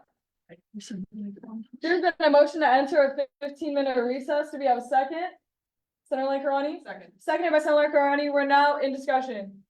Senator Siddiqui? Call the question. The question has been called. Do you have any objections? Seeing none, motion passes to enter a 15-minute break. Okay, here. All right, we will be back at 8:45, 8:46. Don't happen, always goes down with the. So hard. Sorry. I can't believe you make it look like that. I just like. Oh, I have to go back to it. I don't know what to say. Yeah, but I'm the chair. Oh. All right, I'll do it again. You're allowed to talk shit. I'm not. I'm allowed to talk shit sometimes. Henry, may I take your can tab?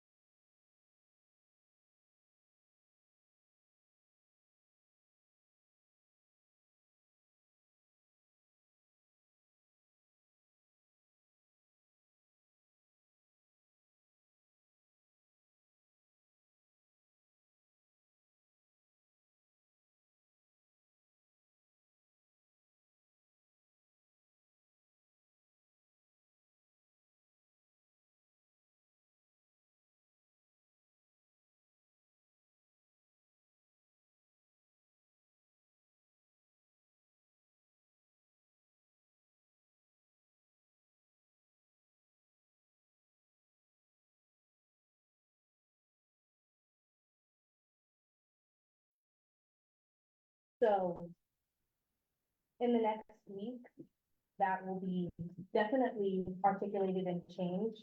We will all be able to imagine what this manifested VCU will be. But I didn't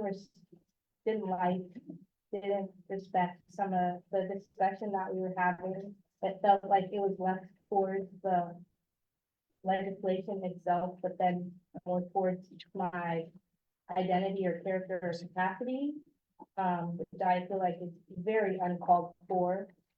And I feel like that is undeserved. So thank you for giving me this space to, acknowledge what I'm feeling. Of course, yeah. I would also like to emphasize, if you don't understand something, ask questions. That's why we're here. Is to create understanding and continue to advocate for student body. The Latina student body makes up 1/3, almost 1/3 of our student body. So it is incredibly important that their voices are heard, especially in this space. All right.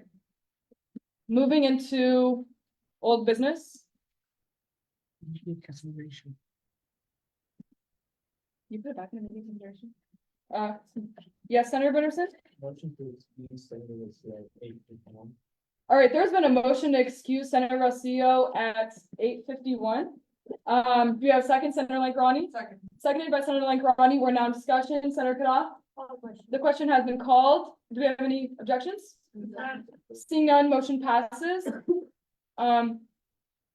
Senator Rocio, you are now excused. All right, moving into immediate consideration. That being of the proposed amendments to the standing rules of the 75th ASU-CSB Senate. I would ask everyone to review. The suggested amendments were co-written by Parliamentarian Jha and Senator Siddiqui. Would y'all like to speak on it? Senator Siddiqui? Thank you, Chair. So I rewrote this several times after emailing senators about it, calling senators about it, and collecting feedback. The main two changes for this is that we're codifying into our standing rules on text how we want to define, what is decorum. And again, like we had this discussion previously, but my definition of decorum is showing one another respect and not necessarily professionalism. I think there's a difference between the two, and I've gone over that. The intention of this is to make sure that we all feel respected in the space. The two main things that were added that I wanted to explicitly codify that's inappropriate is, number one, no member can speak without attaining the presiding officer's recognition. I think that's pretty straightforward.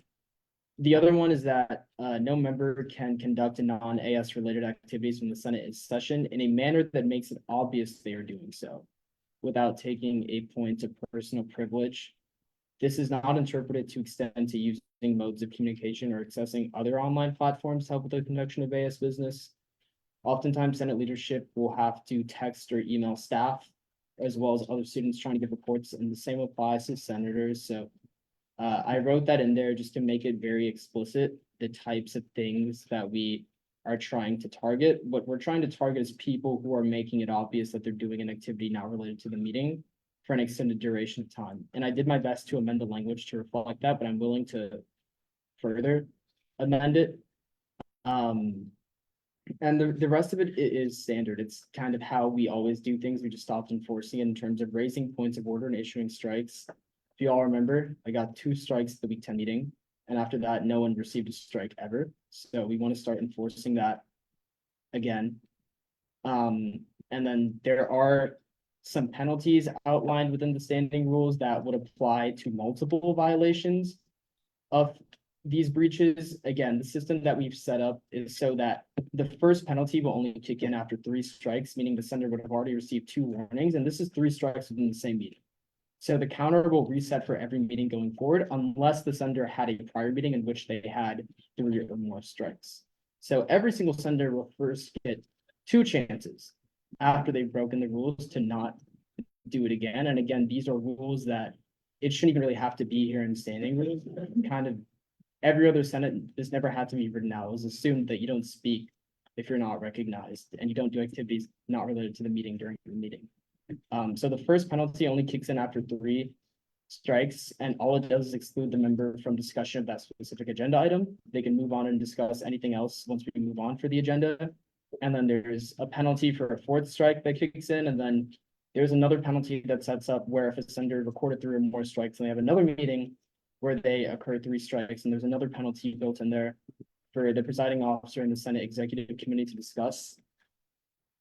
Again, my intention is not to punish anyone, but the reality is that Senate leadership is held accountable for everything that happens here in space. And if everyone else is not following the rules, then myself and the IVP and Alexa are the ones who deal with the fallout. And so the point of this is to ensure accountability and ensure that, as Senator Butler was saying previously, we can all have a sense of mutual respect in the space. I yield. All right, thank you. Parliamentarian Jock, do you have any follow-up? Yes. So from a parliamentarian perspective, just about the decorum part. So the strike system part, the requirements for decorum are explicitly stated in the Robert's Rules of Order, and there we are just bringing some of the most important ones to standing rules. But according to the bylaw of the legal code, we are all expected to understand and follow the Robert's Rules of Order. And yield. All right, thank you. Do we have any questions, Senator Ganesh? My comment / question pertains to section B, number 6. The part about receiving a minimum of a third of reduction in the area for the respective client. I definitely feel that is a bit excessive. I understand that you need to have. I understand you need to like hold us to our positions, and I'm willing to come down to a 25%. If money is what you want to use to make us live, but I definitely feel 22% is a lot. A lot of us have bills to pay. Yeah, especially in this economy. I feel like, yes, you guys are senators and your job is very hard, but we're all also humans in a very, especially after last week, you know, in what is going to be soon a very distraught economy. So I definitely urge you to please reconsider the monetary punishment. All right, thank you. Senator Lala? Yeah, I had a similar thought. I think you put that very well.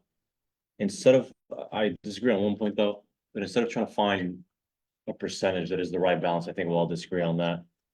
How about you set up certain criteria and it'll depend what is deducted. I feel like even 33% for one, 66% is massive. And I understand that there's some levels to get there and all the rest of it, but people make mistakes at the end of the day, and a quarter is a very long time for which one meeting might not reflect the quality of work done necessarily.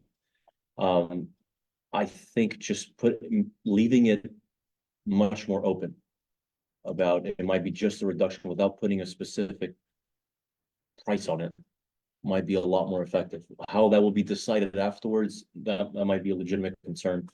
But I don't like the idea of it being one, a given amount, and second, it being what seems to be pretty high. I would like to comment as chair of honorary committee. If you read it specifically, so 3 strikes and then you are excluded from the discussion, but you're still in this space. So like, let's say you're being incredibly disrespectful, not following decorum. Sorry, I lost my point.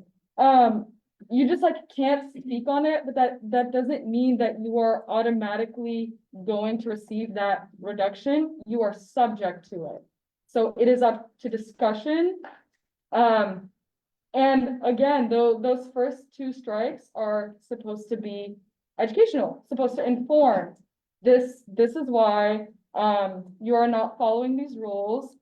Please try to avoid that. And I think that so far as a Senate, we have been doing that. I think this was more so we have measures that can be taken when people are being deliberately disrespectful. Yeah, Senator Ganesh.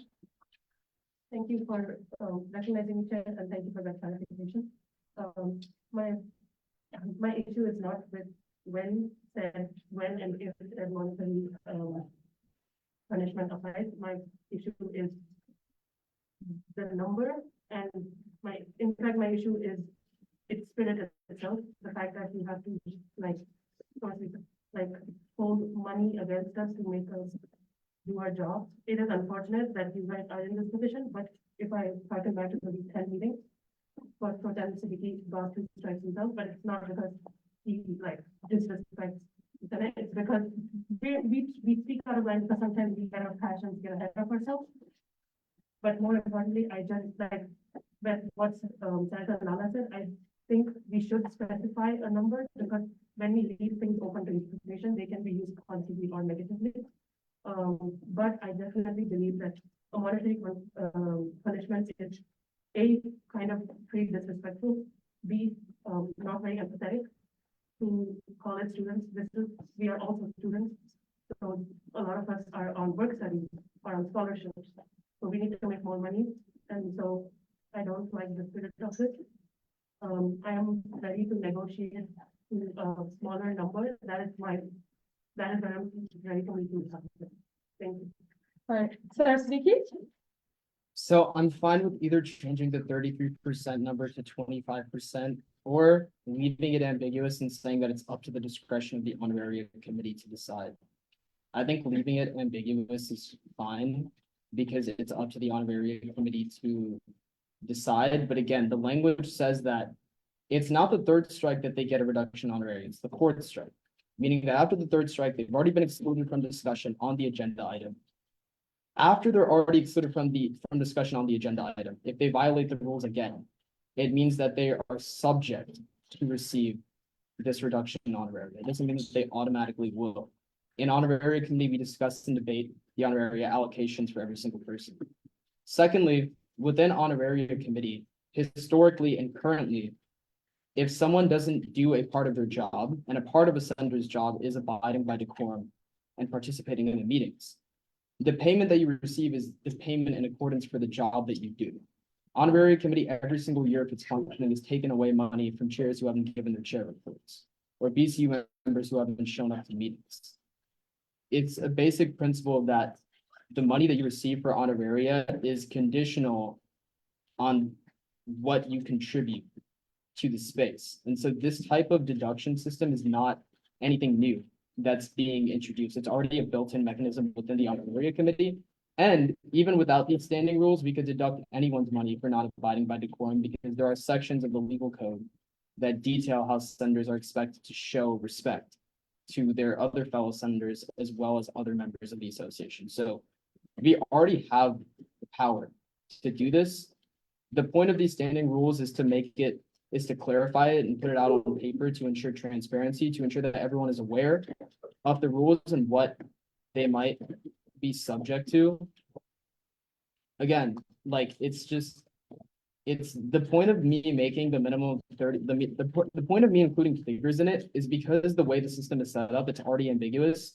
By me including figures, my intention was to be transparent and show you that I will be transparent enough to show you the figures that you're subject to.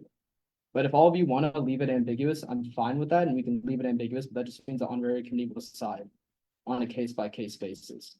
But I'm also fine with 25% instead of 33%. All right, Senator Martinez.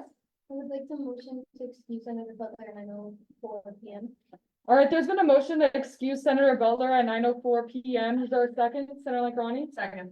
seconded by Senator Ronnie. We're now in discussion. Senator Kara? The question has been called. Do we have any objections? So, All right, seeing none, the motion passes to excuse Senator Butler at 9:04 p.m. Now revisiting the proposed amendments. Senator, sorry, Senator Singh? Right, thank you, Senator Siddiqui and parliamentarians for this. When this was first sent out, I had a lot of things that I didn't agree with, but, there's been a lot of changes made to the proposed amendments, and I thank you for that as well. I just have two things that I would like to speak on. So it says, G4. No member that may conduct non-AS related activities when the Senate is in session in a manner that makes it obvious. Now, who is it obvious to? Is it obvious to the person next to me? Is it obvious to the chair? Is it obvious to the owl? I just like more clarification on that. And the second thing, obviously we decide our honoraria on different conditions, right? It's attendance, office hours, committee involvement, group projects, legislative activity, other duties, which is about 25%. Now, attendance is about 20% of our quarterly honoraria. Doesn't it make more sense to cut 33% off that 20% and not 33% of the entire honoraria amount?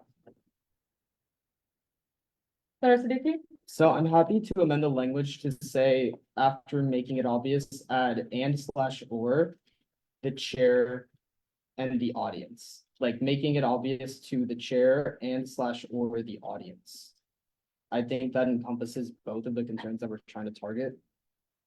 For your second point, you're right that within the bylaws, there are established criteria to how honoraria is allocated. However, for senators, there is a section of that honoraria allocation that pertains to conduct during the meetings. Your conduct during the meetings is counted within the evaluation of your honoraria, because by attending these meetings, the expectation that you get paid for attending these meetings is not just that you get paid for showing up. You get paid for attending the meetings and following the rules. If you attend the meetings and you don't follow the rules, then it's already built in that your honoraria would be deducted. So I'm happy to like further specify this and like specify it would be a specific section of your honoraria that's cut. But I do think the better approach is just letting it be ambiguous and letting it be evaluated on a case-by-case basis, because all cases are different. Yes, Senator Crissendi? Okay, I have two things to say about this, just two comments. While I do understand the significance of this, and I definitely think it's important to codify this, and I do believe that having like 2 strikes, so you need more than 3 strikes to get an honoraria decrease. Like, I think that aspect of it, I'm okay with, honestly. However, I do think a deduction of honoraria poses it has something, it's like still wrong with me because of like equality issues, like equity issues. I think honestly, like, for example, if there was a senator who money is not an issue to them, they'll be more inclined to not obey these rules because they might not care about their honoraria. But some senators who rely more strongly on honoraria don't have that same privileges. So I just think that poses an equity issue. However, I do understand that honoraria has been a system to reprimand senators, like decreasing honoraria, reprimanding people in AS. That is a system, yes. However, I think talking out of turn is something so small, and honoraria is something so like it can be so important to so many livelihoods of senators that it doesn't make sense in this scenario. I do know that it already exists.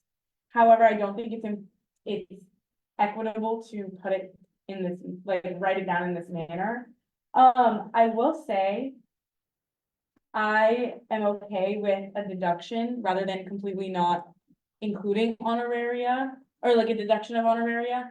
So reducing the amount from 33%, whatever that number may be, you can find a percentage, maybe 20. I'm okay with 20.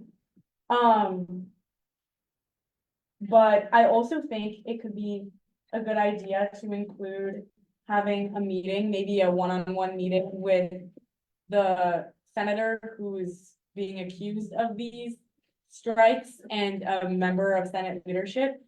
Because honestly, you don't know what's going on in a person's life, and I think they could be going through something or whatever, and gaining insight on why this person might be acting this way or whatever, especially if it has to do with behavioral issues. I think having that meeting is important, so maybe once 3 strikes are accumulated in one meeting, the member will be excluded from the discussion of a specific agenda item and will be required to have a one-on-one meeting with a member of Senate leadership to like see what's going on.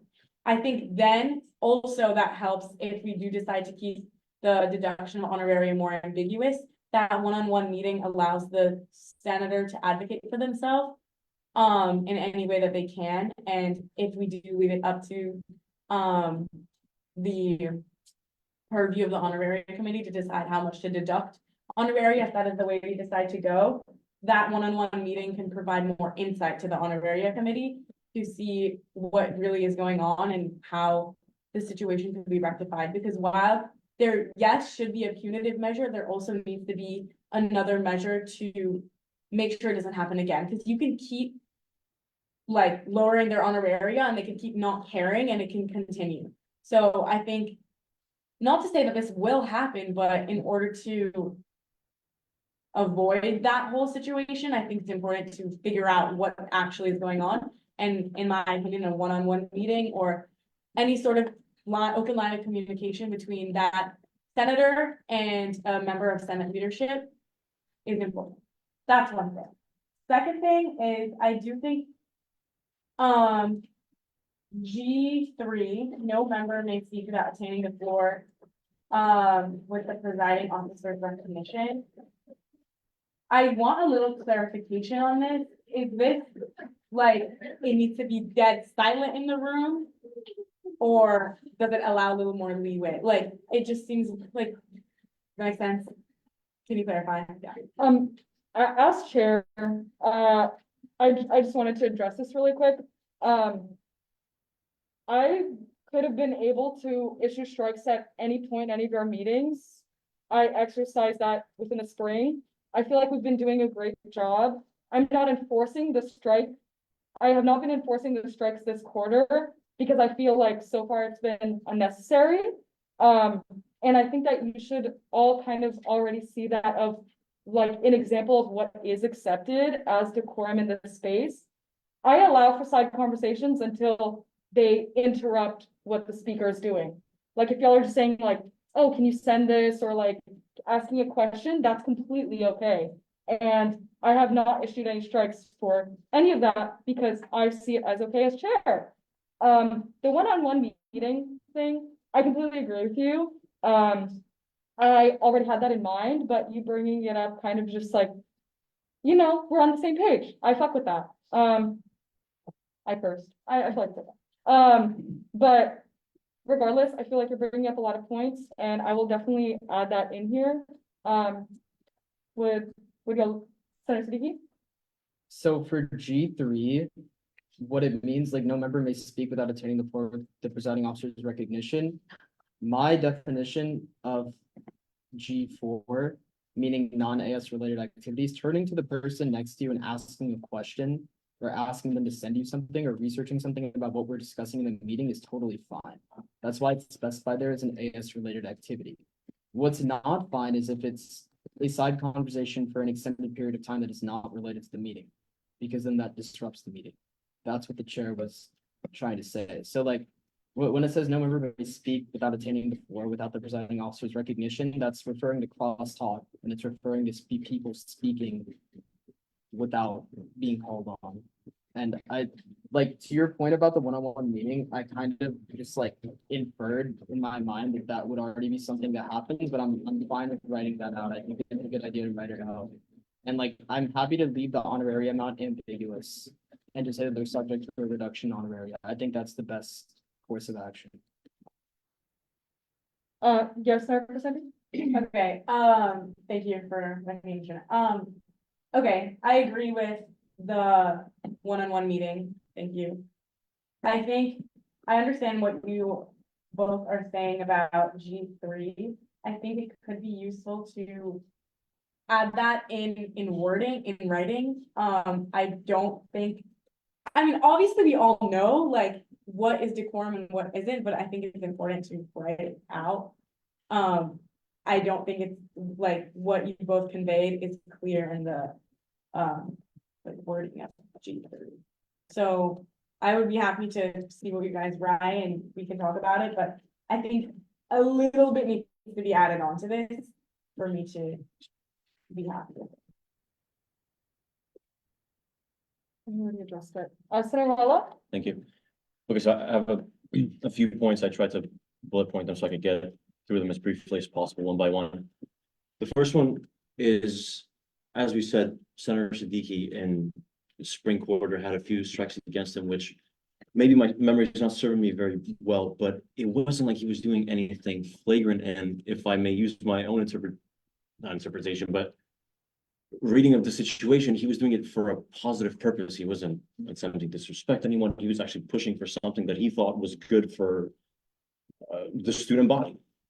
It seems to me, and sure, you might make the case that it's not common, and most of the speaking out of order, things like that are just out of negligence, something of this sort. But it seems to me pretty conceivable that someone might actually be stepping out of order rarely in order to accomplish their job is better. Maybe they're objecting to something in this incredibly impassioned way. I don't know. Sure, that's not most of the case, but every now and then it might be. And I think that's important because of the second point. It seems to me in this one, I'm genuinely curious about other senators' intuitions because mine tells me that the other points are enough. Like I campaigned and worked pretty fucking hard to get in here in the first place, to be able to have a voice at this table and to be excluded from discussion because I did something wrong, I think would be a disincentive enough to me to not do it again. And then to the escalating consequences from that, I think would be enough.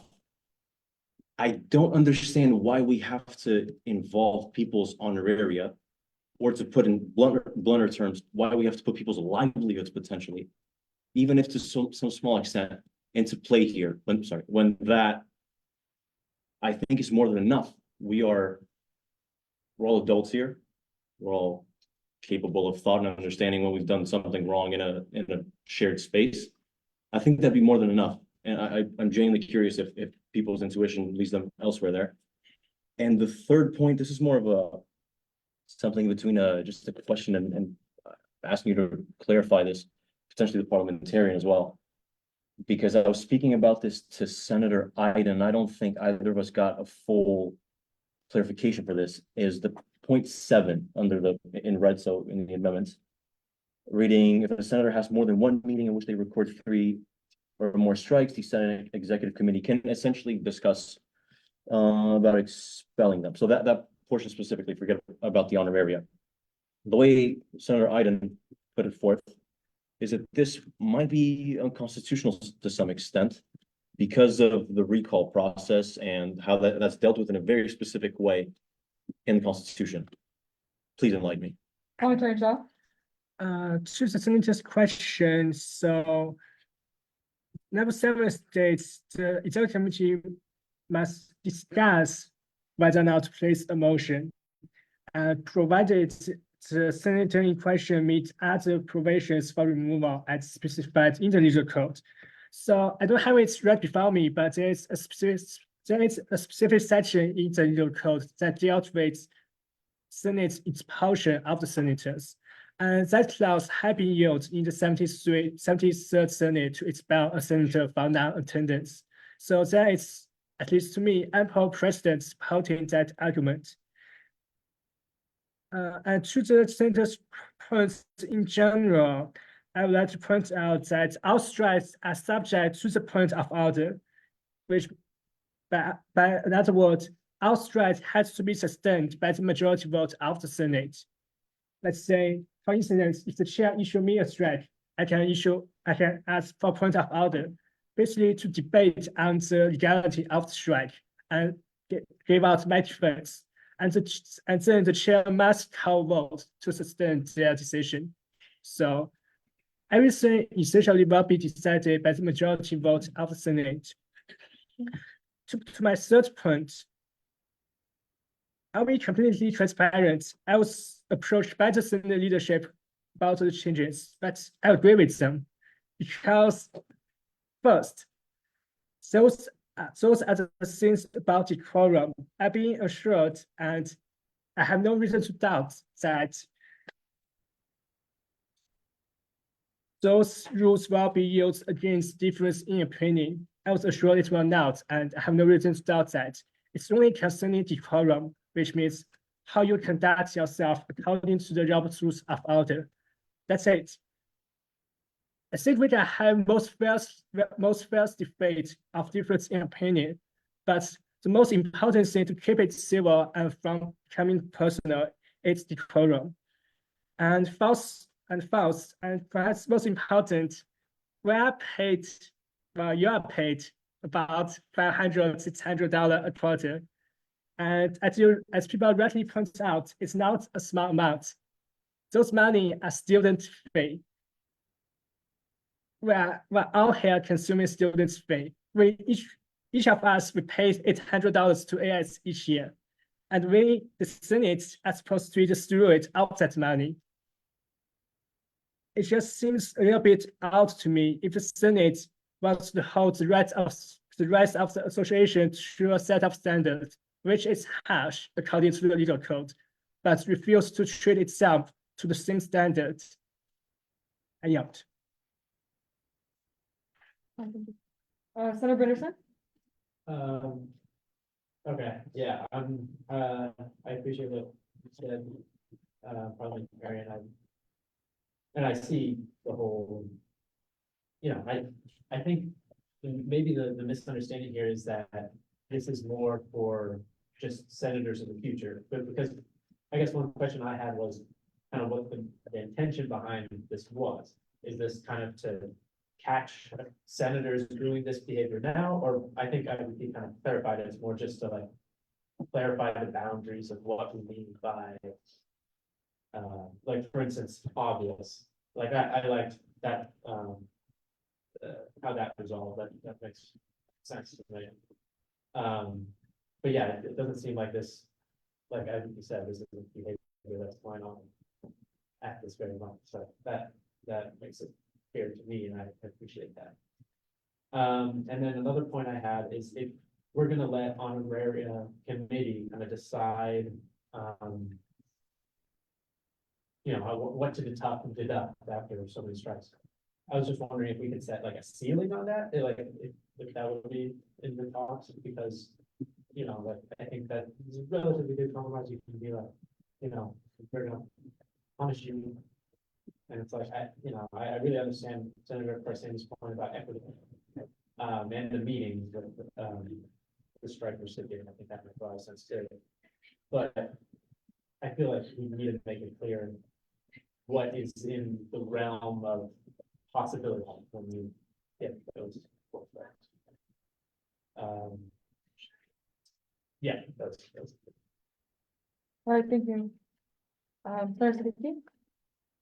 So, I have a few points. I want to say that I agree with parliamentarian Zah's point, and like a lot of people brought up the point that you're playing with people's livelihoods by playing with their honoraria, and like it's disrespectful. I wholeheartedly disagree because it's not our money.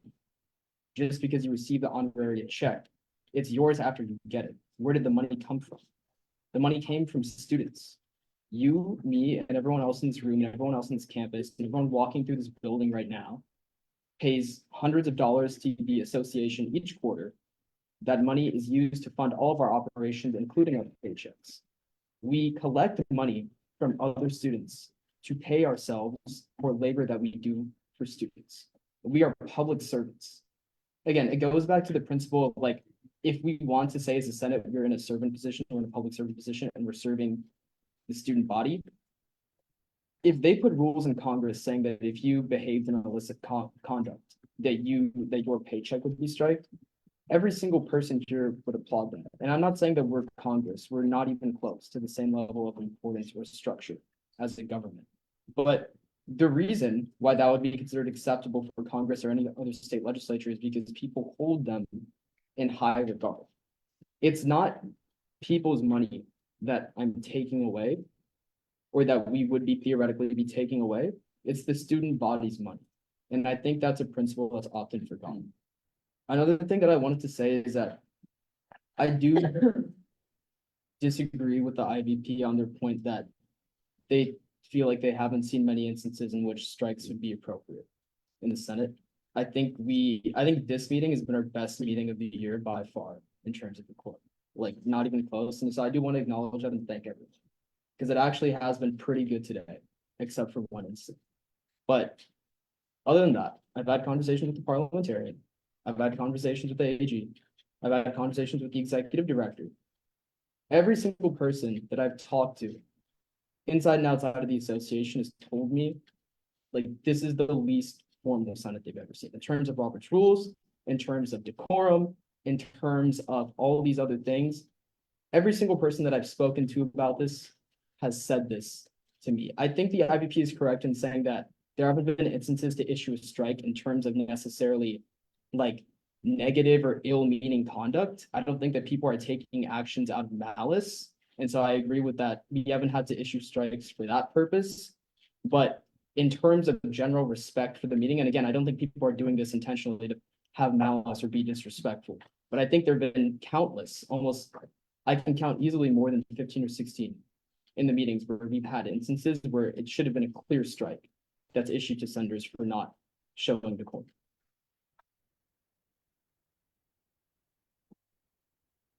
Senator Singh? Yeah, sorry, I just wanna, again, state, I'm not really against cutting honoraria. But I would say it should only come out of the 20% that is like allocated for our attendance to meetings, because the other 80% is all the other stuff we do. You know, me attending this meeting is not my only job. I've got thousands of other things. So cutting 33% of my entire honoraria doesn't really make a lot of sense. It should maybe 33% of the 20% allocated for me attending these meetings should be a better way to go about it. But I'd also like to say I'm not super, like, I don't really agree with like the entire spirit of these amendments either. I think we should focus more on creating an environment that focuses more on like engagement and responsibility over actual policing people. Like, we already see an environment where like 6 to 7 people are speaking every meeting. And I feel like all this is going to do is start intimidating people more. And we've heard it countless times from leadership that they don't want to babysit us. But these amendments makes me feel like I'm back in second grade. And like I told Suka this before as well. The only thing missing is a clause that says my mommy has to come pick me up after every meeting. So I don't know, maybe other senators disagree, but I just wanted to say that. Thank you. Thank you. Sarah Lala? Yeah, I wanted to very quickly respond to Senator Siddiqui's. Just one thing I wanted to clarify was that I made the point about eating into or cutting out people's livelihoods, specifically in the example that I stated of someone who was legitimately and in good faith trying to fulfill their job, but was doing it in a way that became disorderly. I fully agree with you that I think this is a miniature form of a legitimate government, that we are public servants. It's not some quasi nonprofit, whatever. We really do represent students and have a heightened responsibility there. I'm fully with you there. I just don't think this is the way to go. And that's the context in which I was saying that. The second thing is, I couldn't agree more with Senator Singh. I think that's the exact right way to put it. Because I understand you guys have exceptionally stressful jobs. I wouldn't want to experience what you guys experienced with the having to correct one small thing here, one small thing there, and then it just becomes this avalanche that you feel like is happening every meeting. But I think, honestly, both for you and us as an institution, a bigger problem than decorum is participation. if you have to quantify it, I would put money on it being at least 5 times bigger and more important, all the rest of it. So if that's true, what steps should we take to head in a better direction there? Should it be something that makes it easier, that incentivizes people to speak more? Or should it be something that even in the back of their heads, if I speak out of order, if I speak in this way that maybe I'm not fully familiar, and they should be, I'm with you, but things happen. I'm not fully familiar with the way I should present myself in a meeting, my honorarium might get cut. So. Senator Siddiqui? The criteria to get your honoraria cut is speaking out of turn and doing business not related to the meeting in an obvious way. I think myself, the chair, and parliamentarians all have taken extensive time to detail what exactly would constitute a strike being issued. Strikes are not being issued for breaking Robert's rules. As the parliamentarian said, we're taking the most foundational, basic aspects of Robert's rules and putting them in the standing rules. No one is going to get a strike for violating Robert's rules. They're going to get a strike for the thing that we specifically outlined in the document. So to be frank, a lot of the points that are being brought up as criticisms of these standing rules, it seems to me, and again, this is my own perception, I'm not speaking about anyone's intentions, but it seems to me that the criticisms that are being launched at this are not criticisms to the standing rules themselves, but criticisms to a straw man version of the standing rules. We're not issuing strikes for violations of Robert's rules. That happens all the time. We're issuing strikes for specific items that are listed out in the text, that are laid out there for everyone to see and agree to. Okay. To the second point that another senator was making about supervision. Okay. You're correct in the fact that we shouldn't have to take this approach. I agree, we shouldn't have to take this approach. So I want to ask everyone, I gave a report about decorum and several other things that are expected of committees around 2 or 3 meetings ago. And then after that, we had another closed session to discuss those changes and the changes that need to be made. Now, I want to ask everyone in this room, raise your hand if your committee chair or vice chair sent out the agenda publicly after I went over it multiple times in multiple meetings. Thank you. So I see that some of the committees did. However, actually, I don't think I received anything in my Senate email. When I say sending out the agenda publicly, it means you send it out to the entire Senate. I saw that maybe 1 or 2 committees did, maybe I didn't see it. I don't think I'm wrong in that I don't think it was ever emailed out to the Senate. If I'm wrong, correct me after. But even with the hands that were raised, that wasn't everyone in the room. And the point that that makes is that I've addressed all of these issues. Me, Alexa, and Asu have addressed all these issues multiple times and they haven't changed. So yes, this has to be the approach, because what is the solution? To continue saying the same things over and over again and not have them happen, and then I am the one who takes the flack for it. Like I do see a willingness from other senators to understand my position here, and I appreciate that, but I don't think you all are fully comprehending the positions that we're in and why specifically the conduct of the meeting is important to Senate leadership. Again, I would just like to say, like, this is meant to be a system of collaborative accountability. I am not here to police anyone. I'm just here to continue to create a space where we can, like, push, like, projects, resolutions, legislation, conversation about what is going on in our greater campus climate. And I think we should all take that into consideration. Outlining the strikes give us a better understanding of what we are all here to do, which was something that was brought forward. So putting this into text gives everyone kind of equal ground for understanding. I don't want to issue strikes and people see that as me doing it just because. I want there to be something outlined that we can all refer to. And also question. There is a clause here where we can directly go against a strike.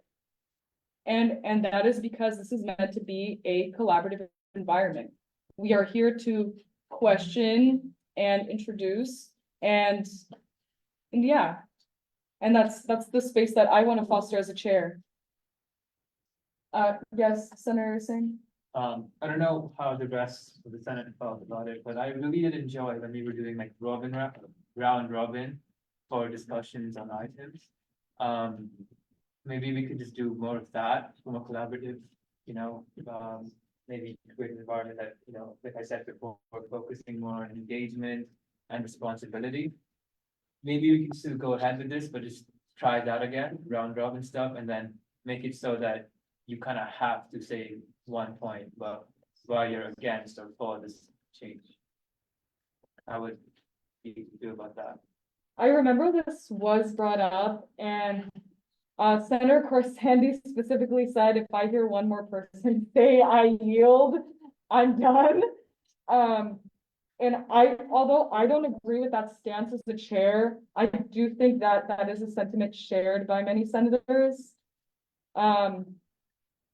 Yeah. And also we do have limited time per item on the agenda. So that's another factor in it. Yes, Senator Corsandy. Wait, okay, I want to explain a little. I'm not saying that I dislike the entire like idea of round robin. I just don't think it should be put in our standing rules because there are some things that just genuinely don't need to be discussed. In a round robin style, some do. Yeah. Also, you can always propose in discussions like, hey, can we do this round robin discussion? And I'm willing to consider that and act upon that. Senator Singh? Yeah, no, I didn't mean to say that it should be in our standing policies. I just think it should be followed more often. Yeah. Yeah. All right, Senator Lowell? Just, I hope at least as a last point, then we can move on. I don't think that I'm attacking a strawman version of this. And if I am, that's an intellectual failing. I really hope I'm not. A lot of the things that you listed, parliamentarian, are things that are already in our legal code. Yep. Are not up for any real controversy. I'm not categorically against strikes. That would be weird to be against that. It's a part of Robert's Rules of Order, as far as I know. It's applicable every now and then. I'm against these innovations, these new portions that don't seem to me, to senators I've spoken with, it seems the intuition of many to be either in the spirit or the letter of the direction that we want to move towards as an institution. I really don't want to keep going back. Obviously, you can go on. I don't want to take much more time on this, but I really do mean these new things about the honorary, about what we, because honorary can be evaluated by the committee. That's not up for discussion. It's not being, and some of these things is like, why even put in the rules of order if they're already in legal code? But I do think there is a part of these changes that is something new and in a negative direction.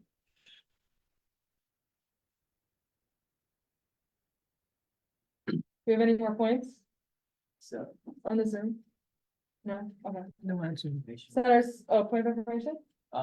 if you were to make changes to this now, would you have to like open the thing or would you just? Parliamentarian Shaw? Yes, if you want to make it, if you want to pass it this meeting, then we have to open it. But if we can allow it to be table for vote, it can be changed during the table. Yeah. All right. Senator Siddiqui? Motion to open proposed amendments to the standing rules of the 75th ASU CSB Senate. There's been a motion to open proposed amendments to the standing rules of the 75th ASU CSB Senate. Senator Lankarani?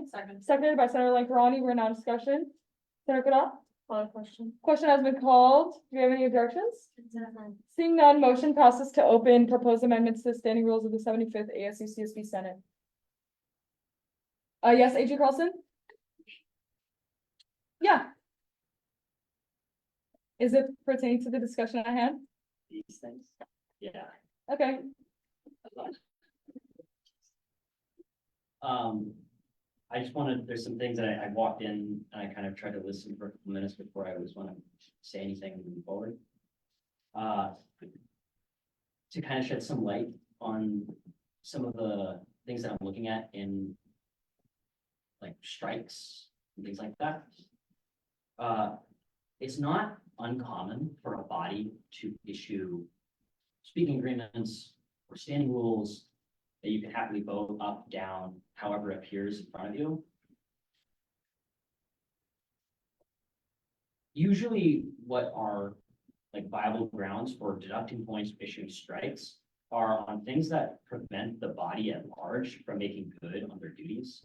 So if you have like an unruly member that will not listen to the chair, they're given a warning, they're given a second warning, and then they can be asked to be escorted out of the room because you guys can't do your jobs, right? And so if a member is preventing that job from being done or being conducted, then you do have theoretical grounds to remove that member from the meeting.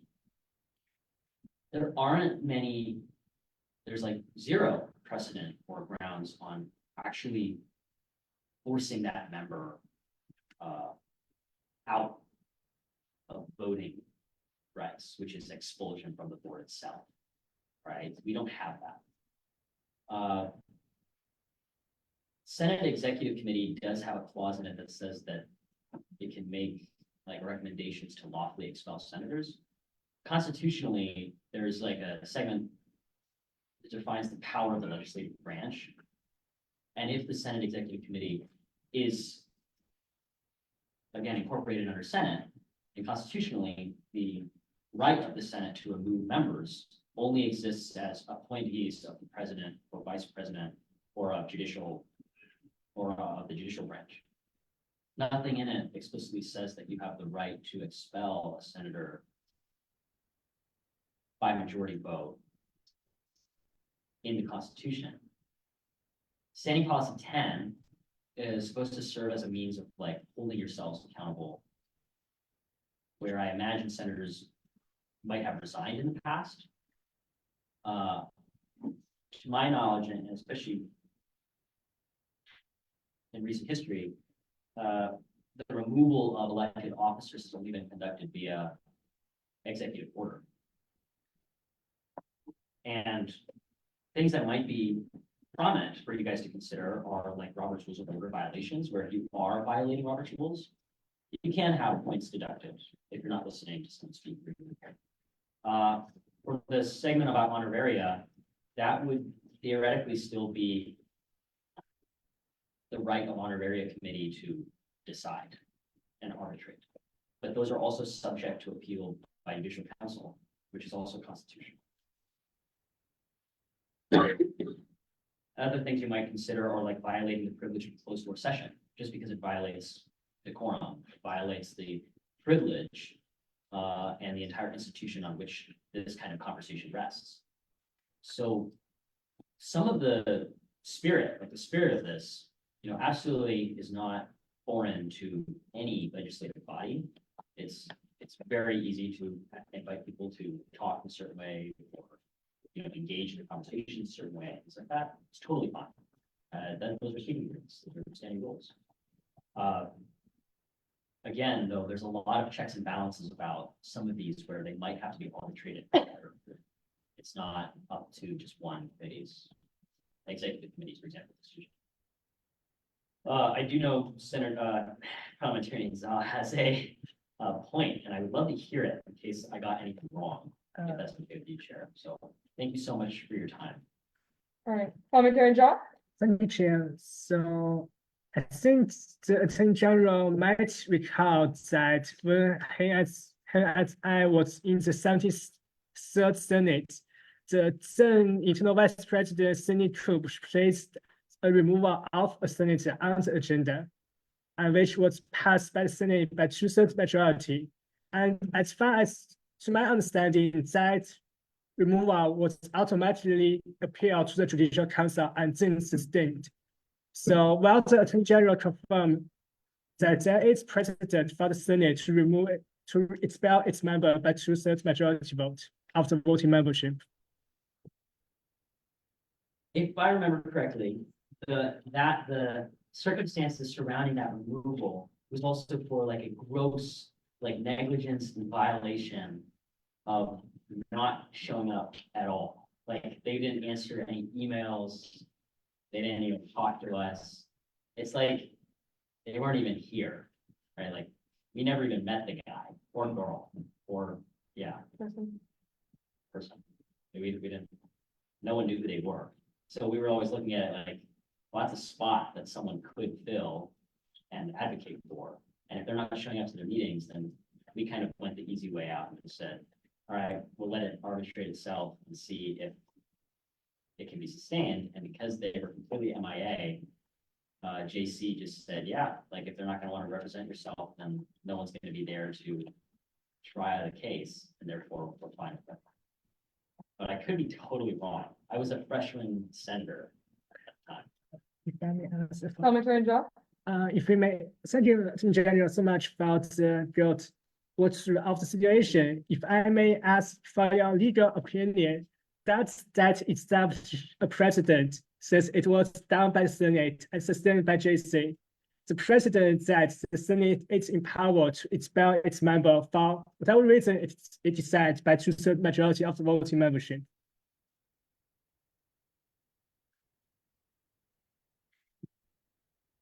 My gut tells me that a 2/3 majority, if you were to choose to go that route, it will be met immediately with legal action in JC. And if that senator is actively saying like, oh, they can't force me to remove me from a position, they have to count my votes, I believe JC will irrefutably find that the Senate does not have the authority to remove them. I think the only way of the ability of the Senate to remove that one sitting senator was simply because they did not even show up to the JC case to try their own case. Like they didn't even seek to defend themselves. So there was no point ultimately in fighting a battle that didn't need to be fought in the first place. So it's like if one of you just walked out of the Senate room and never came back, we would just kind of assume that that's like a resignation, right? If no one found out that you had any office hours, no one knew that you were doing your job, if no one knew anything, right? Then it's like we could, you know, probably not legally, but realistically just say, we'll cut you out, fill that spot. When it comes to these positions now, like one of you were just saying like, we're going to take you out of that position because we don't like what you're saying. That could be a challenge to your First Amendment right. Right? If the Senate is allowed by 2/3 majority vote to be able to expel a sitting senator, even for any reason, that could open you guys up to mob rule, right? Which is having you will all be able to decide what is protected speech versus not protected speech. And that does not stand well if we were to, if outside lawyers got involved, for example. You can't bully people out of a space just because you don't like what they're saying. So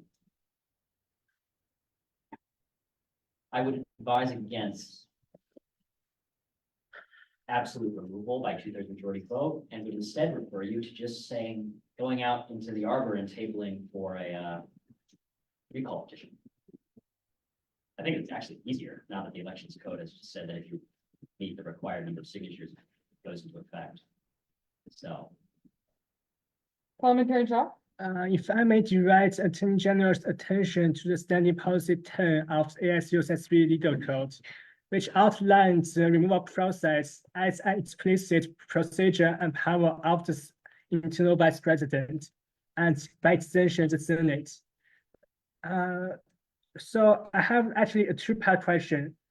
Part one, could you clarify your position on the removal?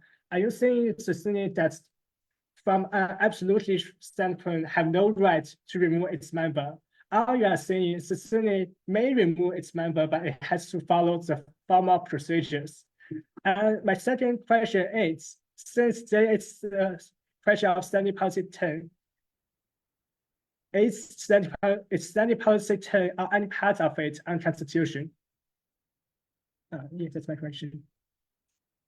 Gosh, you know, those are incredible questions, Minju. And I won't even lie. Those are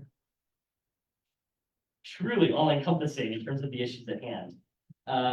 My gut says that policy 10 follows the same kind of precedent that the removal that took place in the earlier half of the 73rd Senate under Sidney Kutch.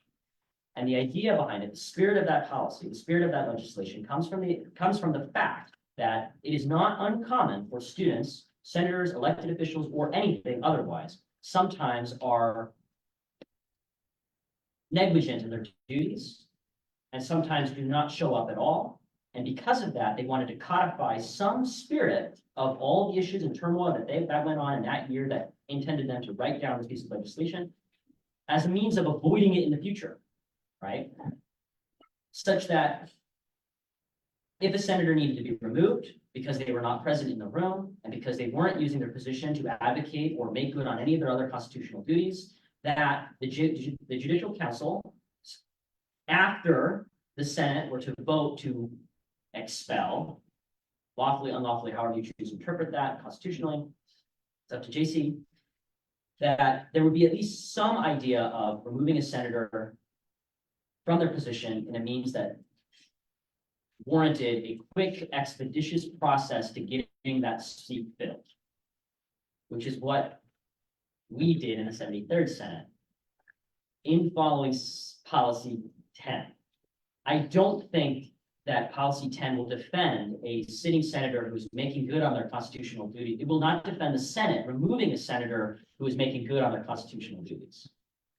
So I think that answers your first point about how policy 10 is, or a second point about how policy 10 is in large part not constitutionally protected in that regard. But to your first question about whether the Senate can do it at all, well, no matter what we decide, it would always go back to JC. Thank you now. Thank you, Andrea.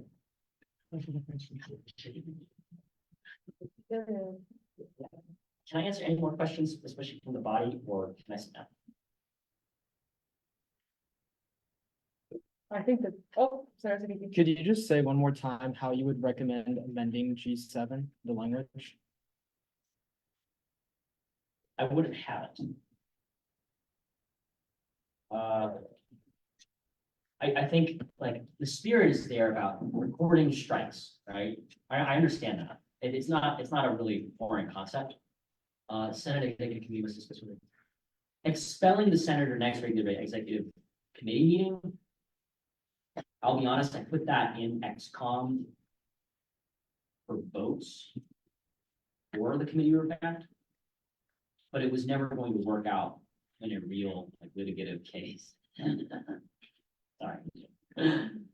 But I think, again, the spirit could be there where it's like, if you want to hold yourselves accountable to a higher standard, there's nothing really stopping you guys from deducting points and especially enforcing that in honorarium, right? That's something that Senate leadership is very involved in. And if you just want to say, we're not even going to dock 66%, we're just going to dock all of it from you if you guys don't make good on your responsibilities. Because that is what honorary committee is entitled to do in the first place. That's why it's there. And that's also why it's so important to have honorarium fleshed out, because then you can appeal any honorarium claim to JC to say, no, I made good on these responsibilities. I didn't make good on this one, so that's why it's only worth $50 instead of 400, right? And so honoraria is largely the best way to enforce responsibilities for elected officials. Well, really just across the board, but you have to understand that it's like removal is not something, it will land you in a case, right? Because someone, if they want to sit on the Senate, they're going to want to be here. If they don't want to be here, they'll resign, right? So if you want to force their hand, things like that, then sure, but you don't want to bully people out of space either. You know, you want to be able to respect what they want to contribute to the community. So in that regard, I would advise kind of taking out any language about expelling senators. Anybody's entitled to taking up and, you know, petitioning out in the arbor and getting signatures to it. Do we want that? But it's like, it never comes to that point, right? And ultimately, I think the best course of action is just to see how best you can support each other and say, well, here's the project I want to do. Here's the work. Here are the steps that I need that I don't know about. You know, I don't know how to get from B to Y, but I know where I want to go, from A to Z, right? So in that kind of context, you know, maybe you could enforce, oh gosh, I think it's page 114. It's the last section of Senate members' duties, which is submitting weekly reports or bi-weekly reports. at 11:59 of the first Sunday of every month. I don't know why it says that. It's completely wrong, but we were submitting reports to our IDP every week about the progress that we were making on our reports, on our projects. So if you guys wanted to enforce that, and you could actually do that instead of doing, and that would help build communication instead of going with the more repercussive route, the punitive route, right? And so that could be a way that you guys could enforce, and you could say, if you don't submit this to me 5 times or 10 times a quarter, we're gonna cut your honorary in half. You know, that's it's an easy thing to do. I wrote 1 paragraph a week to City Coach, IDP at that point, and she helped me a lot with, you know, figuring out my proposals and like projects. And she would send me a text saying, go talk to this person, I'm too busy right now. And I would connect with other senators at the table who are working on the same thing. So that could be something else that you guys lean into instead of removal or other stuff. It could just be reports. And that also takes out time away from the meeting, because then you're not getting out here and making these long ass reports. So, is that good for everybody? Any more questions? I see none. Thanks. Thank you. Senator Siddiqui? Parliamentarian, correct me if this is illegal. Motion to accept all the suggestions I've put on the document for proposed amendments to the standing rules of the 75th ASU-CSB Senate. We can. Can I, If you can. Okay, hold up. Parliamentarian Shaw? At the moment, we cannot see the extension, but I can just plug the HDMI onto our computer and then we can see. Senator Siddiqui? my plan was to have the motion pass. I make the suggestions. Once I make the suggestions, they'll become edits. I just have to accept them and all of you will be able to see. And all of you can look at it again and then we can go into the vote. That was my intention. Parliamentarian Joe? I'm sorry, but from a parliamentary procedure perspective, if we accept those suggestions, then it's passed. Because we accepted it. Okay, what if?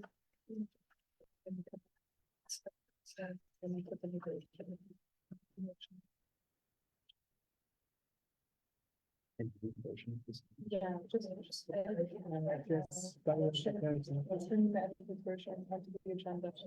And then we'll vote on. Okay, period. We will be moving on for the sake of time into old business. Wait, sorry, there's a motion made. Senator Siddiqui? I rescind my motion. Which motion are you rescinding? I rescind the motion to accept all the suggestions I'm putting on proposed amendments to the standing rules of the 75th ASU-CSB Senate. You also have to rescind your motion to open. Right? Oh, yeah, we have to close it. Oh, Senator Siddiqui? Motion to close proposed amendments to the standing rules of the 75th ASU-CSB Senate. All right, there was a motion to close proposed amendments to the standing rules of the 75th ASU-CSB Senate. Do we have a second, Senator Wahido? Second. All right, sorry, we are now in discussion. I broke. Senator Lankarani? Question has been called. Do we have any objections? None. All right, seeing none, motion passes to close proposed amendments. We will now be moving into old business. We'll first be going through a bill to improve the outstanding VCU award. Senator Lala? So I will try to refrain from saying this is a common sense bill because Aiden would not want me to say that. This was, right, this is a very small change from the last time around, just a mathematical error. The way he had phrased it prior made it something other than what he intended it to. So now it's 100% increase of their original honoraria, which is what the plan was the entire time. That's it. Period. We're now in discussion. Do we have any questions, comments, concerns? All right. Seeing none, does anyone want? I suggest someone making a motion to pass this. Senator Crissendi? Motion to, oh my God. Okay, motion to pass a bill to improve the outstanding VCU. All right, there's been a motion to pass a bill to improve the outstanding VCU award. Senator Lankarani? Second. Seconded by Senator Lankarani. We are now in discussion. Senator Sue? Call the question. Question has been called. Do you have any objections? Seeing none, motion passes to, wait, we have to hand vote. All right, hands up for yes. Zoom also, please.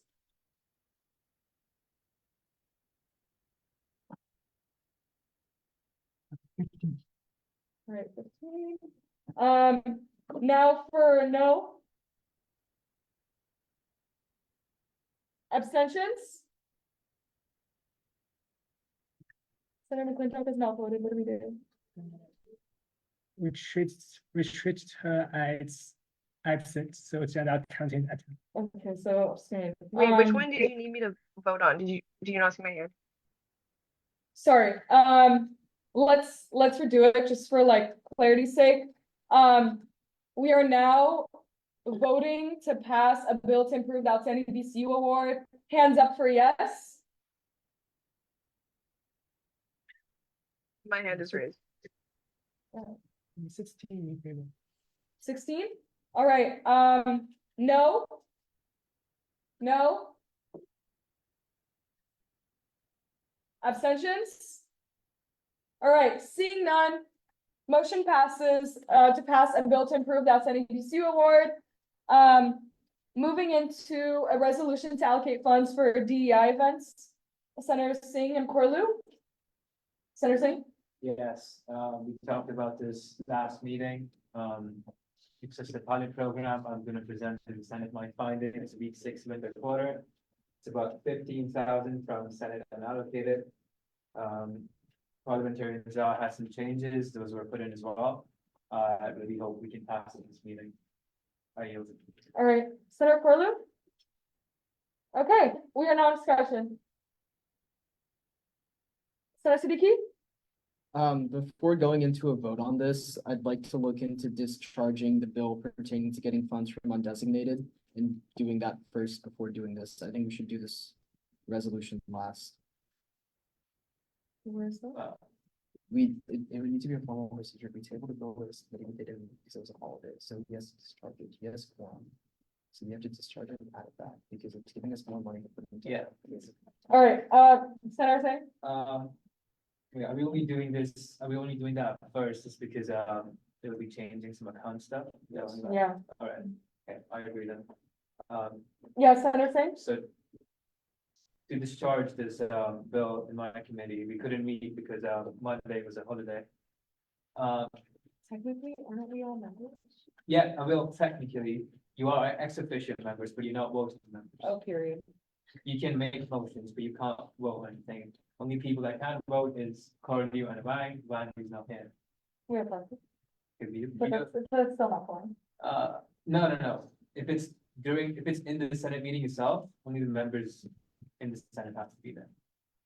Okay. The other finance officers don't have to be there. But I think if the chair of the Senate can just call for a special meeting, then I call it to order as the chair of the committee. I'm not sure. Parliamentary law? That is certainly a very viable option, but if I may, I suggest that the Senate just pass a motion to discharge that bill from the Finance Committee, which is way easier. Okay, Senator Singh? Since it was tabled to my committee and we didn't consider it, shouldn't be our thing to send it back to Senate. Senator Parliamentary law? So instead of the Finance Committee send it back, a motion to discharge is more like Senate is taking it back. Because Finance Committee is, yeah, it's a subcommittee of the Senate. We just have to. Yeah, sorry, tough, okay. Thanks, Bob.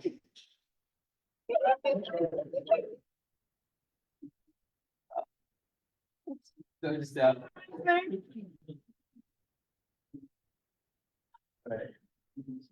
So just a motion to discharge that vote then?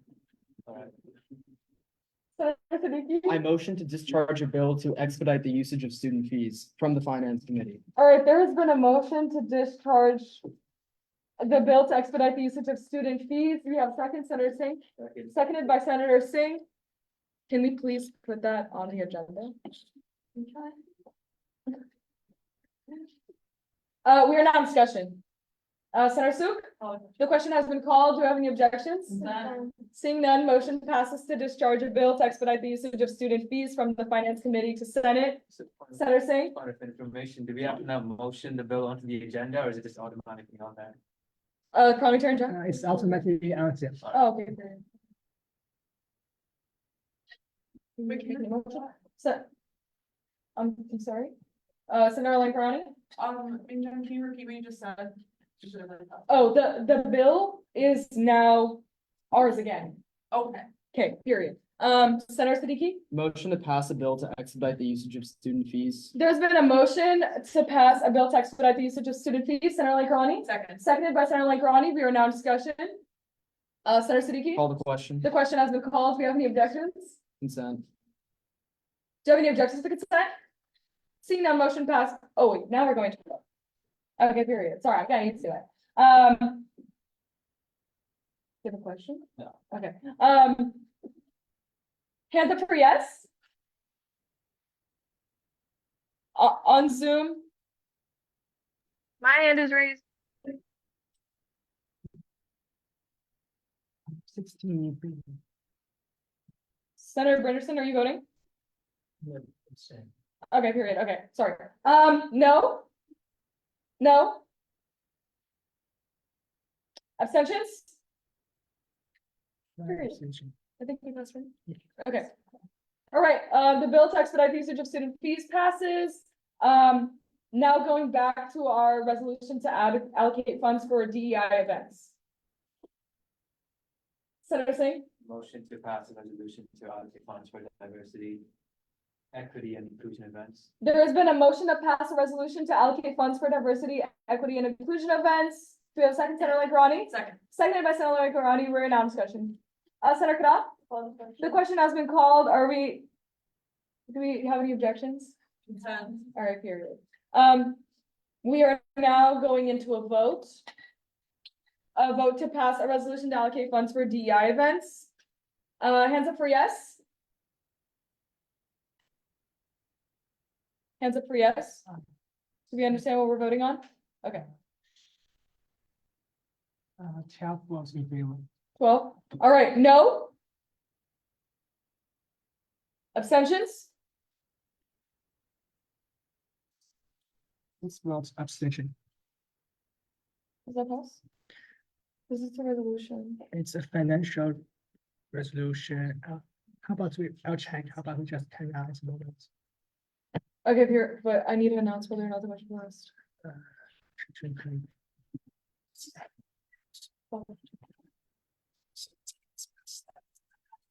Yeah, I have this. If we may ask the Attorney General. Yes, AG Carlson? Can you please approach the podium? Yeah, parliamentarian job. Do you confirm that the voting threshold for financial resolution is 2/3 majority, right? Yeah. And that it's the 2/3 of the majority of the people present, not the voting membership. I'd have to double check. Is this anything related to capital funds? We're taking money from student unallocated. No, okay, so 2/3 for sure. My gut told me it was just the tough quorum, but if it says voting ownership.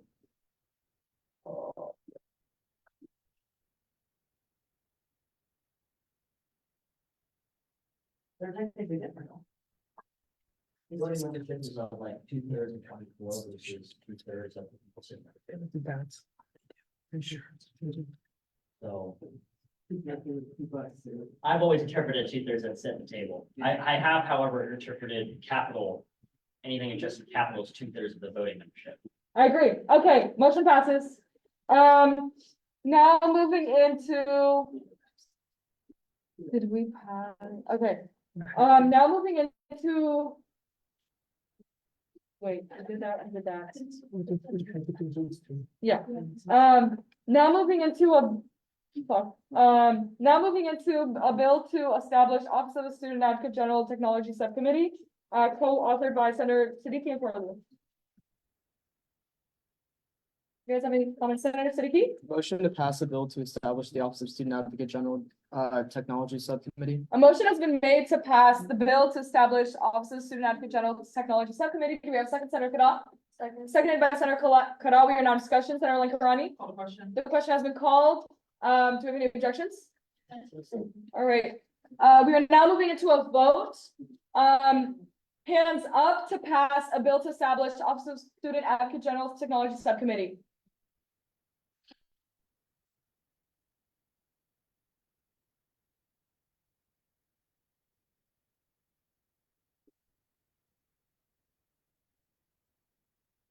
We have 17 votes in favor.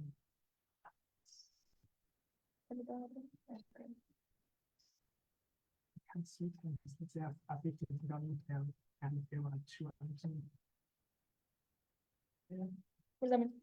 I think, Senator Benderson? I think when I was in the bathroom, you guys didn't count me as not being there, so I think me. It's in the minutes. Oh, yeah. Yeah. It said, that there were 16 votes on the bill that I was on, that I wasn't here, when I was in back. And then there's also 16 votes on the bill that I was here, but to abstain from it.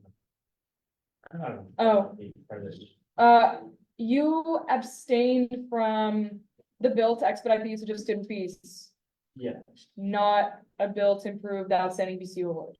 well, I guess I did abstain because I wasn't here, but the number on both votes is the same, even though I wasn't here for the session.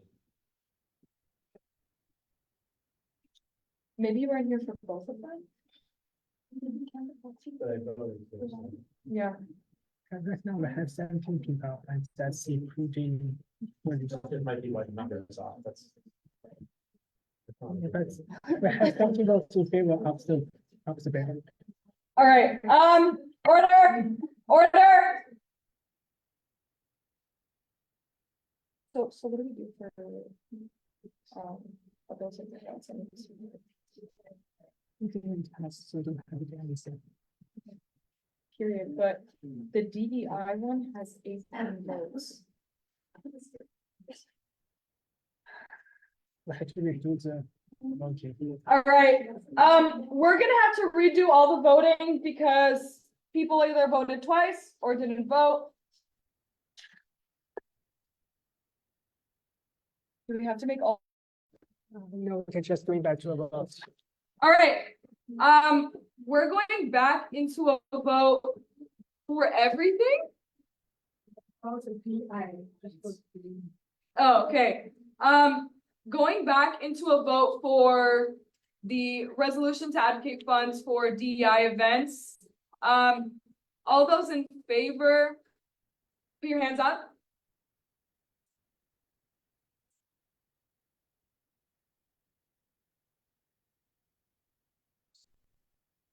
So it's.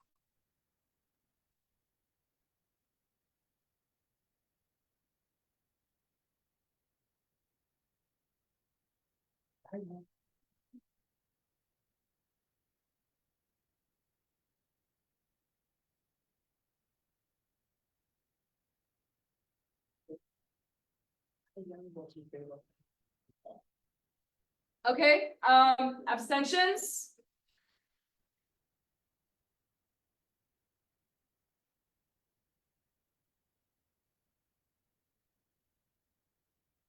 It's not abstention. No. Huh? No?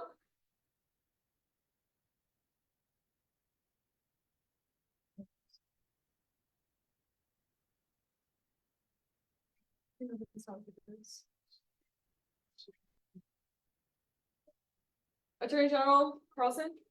No. So we have 11 votes in favor, 0 votes against, and 6 votes abstention. And since it's not, it is 2/3 majority, we count abstention as not the. How do you interpret the legal terms to count abstention? That's up to you guys. Like, that's just the precedent. We always counted our abstentions, which is why we always had more people that like decided. Forgive me, why it was a lot harder for us to pass things, because abstentions were counted as no vote. Even though they're not no votes, they were counted towards the vote total. Right?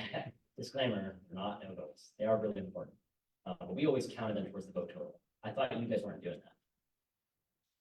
Are you guys counting abstentions towards the vote total? So we are saying that the Senate has the authority to determine how state is counted. Yeah, sorry. I said, according to the standing rules, abstention does not count the votes in the vote threshold total, so it passed. Okay, period. All right. All right, now moving into, okay, if we have 17 total, then we went through the bill to expand student advocate general technology subcommittee. I just didn't announce that. We don't have to read two votes for them. No, it's passed. Okay, period. All right, so now we're visiting a bill to expand the office of the Student Advocate General Technology Subcommittee. That motion passes. Now moving into a bill to amend the expansion of the Office of Senate Leadership. Senator Siddiqui. Motion to pass a bill to amend the expansion of Senate leadership. All right, there has been a motion to pass a bill to amend the expansion of the Office of Senate Leadership. Do we have a second? Senator Waidula? Seconded by Senator Waidula. We are now in discussion. Senator Kadal? The question has been called. Do we have any objections? Seeing none, motion passes. We are now going into a vote. Hands up for yes to pass a bill to amend the expansion of the Office of Student Leadership, Senate Leadership, sorry.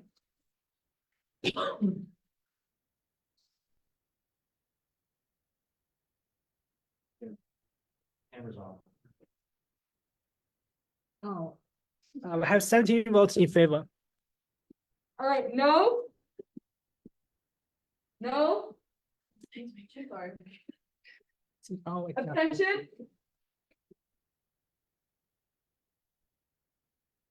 No. Yes, that's why I wrote the number. All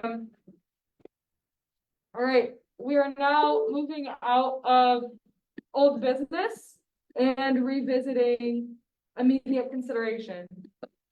All right. Senator Siddiqui? Excuse me, Chair, give me a moment. Motion to add on to item G1 immediate consideration, proposed amendments of ASU CSB Senate version 2. All right, there has been a motion to add proposed amendments to the standing rules of the 75th ASU CSB Senate version 2 under immediate consideration. Do we have a second? Senator Singh? Seconded by Senator Singh. We are now in discussion.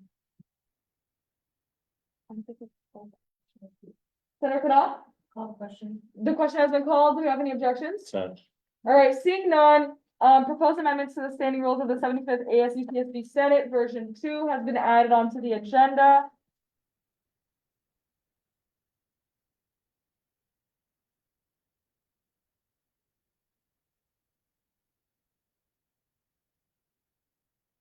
We're not in discussion, right? Yeah, we're in discussion, y'all. Anybody got any queries? Senator Siddiqui? This literally takes out every single part about honoraria and every single part about removing people. All of you can read through it. It literally got rid of everything that everyone pointed out. So I hope it can just pass.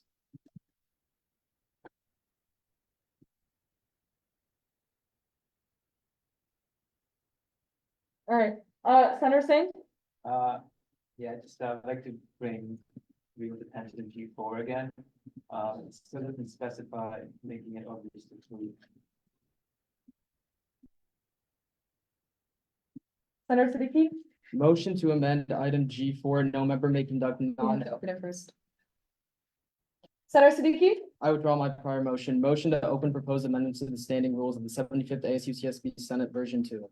A motion has been made to open proposed amendments to the standing rules of the 75th ASU CSB Senate version 2. Do we have a second? Senator Waidula? Second. Seconded by Senator Waidula. Do we have any? Oh, we're now discussion. Senator Singh? question. Question has been called. Do we have any objections? All right, seeing none, motion passes to open proposed amendments to standing rules of the 75th ASU/CSB Senate version 2. Senator Siddiqui, Motion to amend item G4, no member may conduct non-AS related activities when the Senate is in session in a manner that makes it obvious they are doing so. Without taking a personal privilege. 2, no member may conduct non-AS related activities when the Senate is in session in a manner that makes it obvious they are doing so without taking a point of personal privilege in a manner that is obvious to the chair and / or the audience. And I'm adding that in, like, so you can see.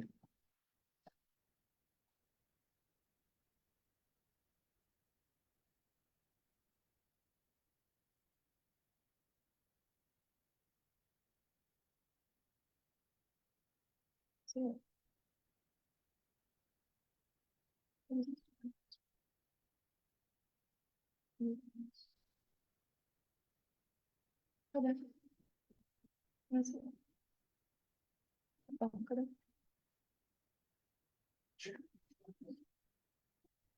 Oh, okay. Okay. Do we have to second it? Yes. Okay, would anyone like to second that amendment, Senator Brennerson? Seconded by Senator Brennerson, we are now in discussion. Senator Singh, the question has been called. Do we have any objections? So, Seeing none, the amendment to G4 passes. Senator Lala? Senator Lala? sorry if this seems pedantic, but it's important. Motion to amend G7 from if a senator has more than one meeting in which they record 3 or more strikes, this will result in a potential further reduction to their honorary for the respective quarter. 2, if a senator has more than one meeting in which they record 3 or more strikes, this will result in a potential further reduction in their honorary for the respective quarter, as is already under the established purview of the honoraria committee. All right, do we have a second to make that amendment? Senator Singh? Seconded by Senator Singh, we're now in discussion. Senator Lankrani? Call the question. The question has been called. Do we have any objections? Seeing none, the motion passes. To change that, do you have editing access, Senator Lala? Senator Siddiqui, has done it? Anyone like to motion anything else or close the bill? Senator Brennerson? Sorry, I missed a lot of this, but, can we add something about meeting with the IVP and situation with these? Sure. Very nice and rich stuff.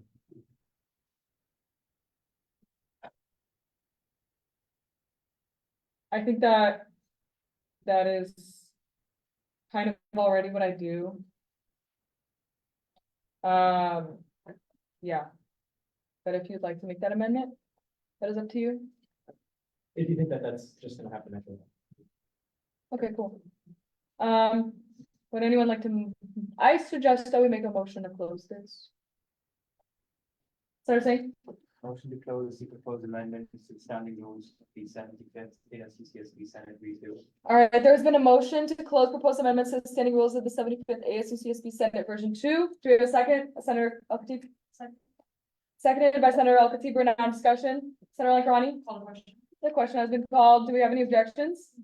Seeing none, motion passes to close proposed amendments to the standing rules of the 75th ASU/CSB Senate version 2. Now, would anyone like to pass it? Senator Wahila. Motion to pass the proposed amendments to the rules of the ASU/CSB Senate 2. All right, there has been a motion to pass proposed amendments to the standing rules of the 75th ASU/CSB Senate version 2. Do we have a second? Senator Kadal? Seconded by Senator Kadal. We're now in discussion.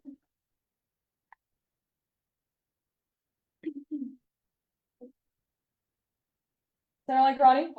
The question has been called. Do you have any objections? All right, seeing none, motion passes to pass proposed amendments to the standing rules of the 75th ASU/CSB Senate. It's not legislation, it's standing rules. It's not legislation or money. It's not legislation or money. It's not legislation or money. Come on. Okay, period. All right. Moving out of that into blah, blah, blah, blah, we already passed that. Should we go into, we're now in discussion items. Discussing the.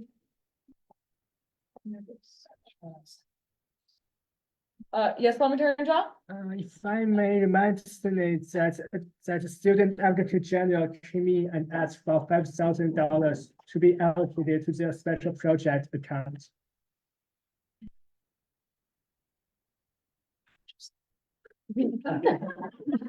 I'm sorry, that was too funny. All right, my bad. All right, there's been a recommendation by the Student Advocate General to motion $5,000 from unallocated to be used for special projects. I'm not muting, I'm just scratching myself. Oh, yeah, Senator Corsandy? We would have to vote on this motion, yeah, like hand vote? Yes. Would anyone like to motion onto the agenda? Do you want a point of information? Senator Lola? Point of information of sorts. I don't know who would be able to provide this information. It's generally optimal for requests for funding to be outlined in significant detail. Would that be able to be provided? We all love and respect. Parliamentarian But Shaw? that's important. I think the reason I know this information is because the site mentions that in his report to the Senate. So. Oh, yes, Senator Corsandy? Okay, I don't think this was a point of interest. Anyways, well, he did have that whole report with the presentation and all of that. Isn't this relating to the two new positions that we passed? We passed the bill. Or is that different? No. It's different. Senator Siddiqui? So first point is that it's different. Second point is that we have never passed anyone's funding request on the first day it's introduced, and I don't think we should make an exception here for anyone. We should apply the rules evenly to everyone seeking funding. So if no one motions this onto the agenda, then it's not on the agenda, and we discuss it at a later time. I agree with that point. Senator Singh? We have the specific line items for what they requested that money for. No. Yes. We do? We do. Oh, Parliamentarian Shaw? The SAG asked its money to be put on special project line item of his office. So he can use it for tabling. Thing is, I did not receive those specific line items. So I can't properly put it onto the agenda and present it to the rest of the Senate. Senator Singh? The reason for line items is that we have like a good description of what exactly that money is gonna be used for. Like cabling, right? That's giveaways, that's against policy. So stuff like that. So that's why we would need a full descriptive line items for that. I'll let them know. Okay, period. All right, moving into discussion items. The first being the week 9 Senate meeting / Thanksgiving. Senator Corsandy? Wait, I have a question. Are we meeting, is Senate meeting next week on Wednesday? Next week is week 8, I think so. Senator Siddiqui? Yes. Okay. Yes. Senator Benderson? Are we gonna talk about it? Yeah, I guess. Yeah. I don't think we should. You don't want to meet? I think it's a holiday. It's a holiday that weekend. Senator Siddiqui? The reason why we're having this discussion is because Thanksgiving is on a Thursday. We don't have the room booked for that Wednesday, week 9 of the quarter. We don't have the room booked. The reason for bringing this up is because we're constitutionally mandated to meet 9 times a quarter. However, we don't have the meeting venue booked for Wednesday, week 9. So if we don't meet for that 9th time, this entire body is in violation of the Constitution. That's why we have to put this on as a discussion item. I propose that we meet online. Senator Corsandy? Oh, I was originally meaning not next week, but the following week, that first, obviously we're meeting next week. Just wanted to say that, and I agree, we should meet on Zoom. Period. Senator Lala? Would we be able to do this earlier on that same week? Just because, you know, considering the circumstances of this holiday, it's one of the most family-oriented ones that people want to go home, and I'm sure have flights, et cetera, booked either for Tuesday or Wednesday. Would we be able to do that Zoom option, let's say Monday of that week? I'm gonna be completely real with you, Senator Lala. I have classes and orgs and meetings till 9 PM on Mondays and Tuesdays. Wednesdays is my only day free, and that's why we have a meeting. Yes, I'm saying? Yeah. Yes, AJ Carlson?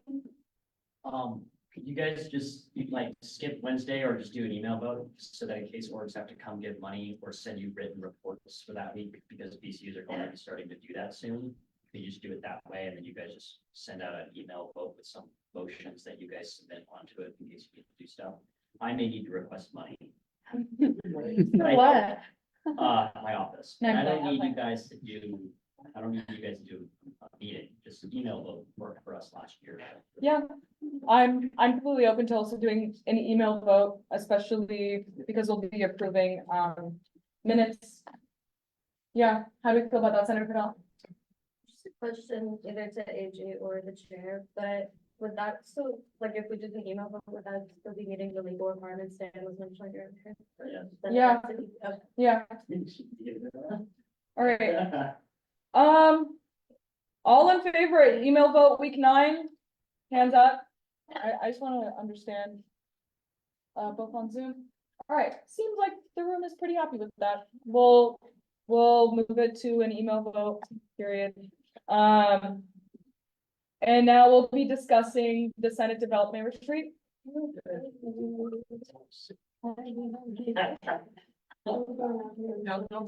can sit down. Y'all sit down. Sitting down. We have 30 minutes left. Okay, Let's try to get through it. Okay, so, we've been wanting to talk about the Senate retreat since last week, but then it got all filled up, we got so busy. And so, what we're trying to say this week, and Carly will put a much bigger emphasis on this, is that, we have the option of either going to, LA. We're going to get a hotel there, then we're gonna have hopefully the conference room in UCLA, attend the trainings in UCLA in a conference room there. We're going to have everyone the hotel is probably gonna give breakfast, then we're gonna just have lunch, and then we're gonna be able to get dinner as well. And then for the second day, we're also gonna, for the first day, we're gonna go to a Zuccotti art show, and then the second day, we're gonna we're gonna do the other stuff and then have a dinner together and everything. The reason why this one is a little bit more preferred than the Six Flags one is, again, if anyone read my email, or not even my email, the Google form that we sent out, is because there's not enough time to have that funded and then get everyone reimbursed in time. Carly, please add something on. Senator Gravani? Yeah, so, LA and I took on a huge task. It turned out to be bigger than we thought. Yep. So we're trying our best to still have the trainings within this quarter because, as emphasized by, IVP and Pro Tem Siddiqui, these trainings need to happen sooner than later. Like, we can push it off next quarter, but by having those trainings in 2025, really derails us. And honestly, it is preferable and cheaper to do it sooner. However, it's still a lot of pressure on me and others. Like, for example, I reached out to UCLA Conference and Catering. I was like, hey, I've seen a meeting room for 25 people for a day. What can we do? And they said, you need to give us a $5,000 minimum just for catering. Because we're trying to book on a weekend. So as a Hail Mary before this meeting, I sent an email to the EVPSA at UCLA, and I was like, hey, can you help us get a conference room literally anywhere? So if anyone has any contacts in engineering at UCLA, that would also be helpful because they have big lecture halls. But yeah, we're trying to get these trainings and get this retreat to you guys as soon and as reasonable as possible. I want to do the retreat, and I know everyone's really excited about Six Flags. I would like that to happen, but it's not gonna happen this quarter.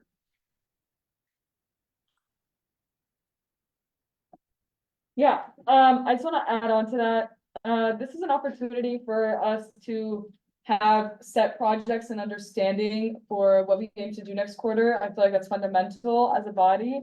And also an understanding like how we would like to work with each other and also understanding each other's like capacities, workflows, all of that. Like it's extremely important to a collaborative environment. I need y'all to fill out that form. And another form I need y'all to fill out is our form for the IVP office so we can start posting on Instagram. We have 11 responses. I need the rest of y'all to fill that out. There's 22 people. That was it. Do we have any further questions about the Senate Development Tree? Senator Brennerson? What day?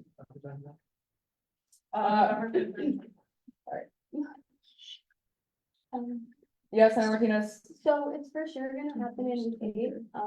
You know, if everything goes well, if we're able to get the funding approved in time, we're gonna more than likely try to happen at the finance committee meeting this Monday, or we're just gonna figure it out. But yeah, it's gonna definitely be by week 8, and then again, there's a much more like straightforward explanation on the Google form that I sent out. Right now, we just want to know exactly how many people are going to be able to go to the Senate retreat so that we can make sure to book the appropriate amount of hotels.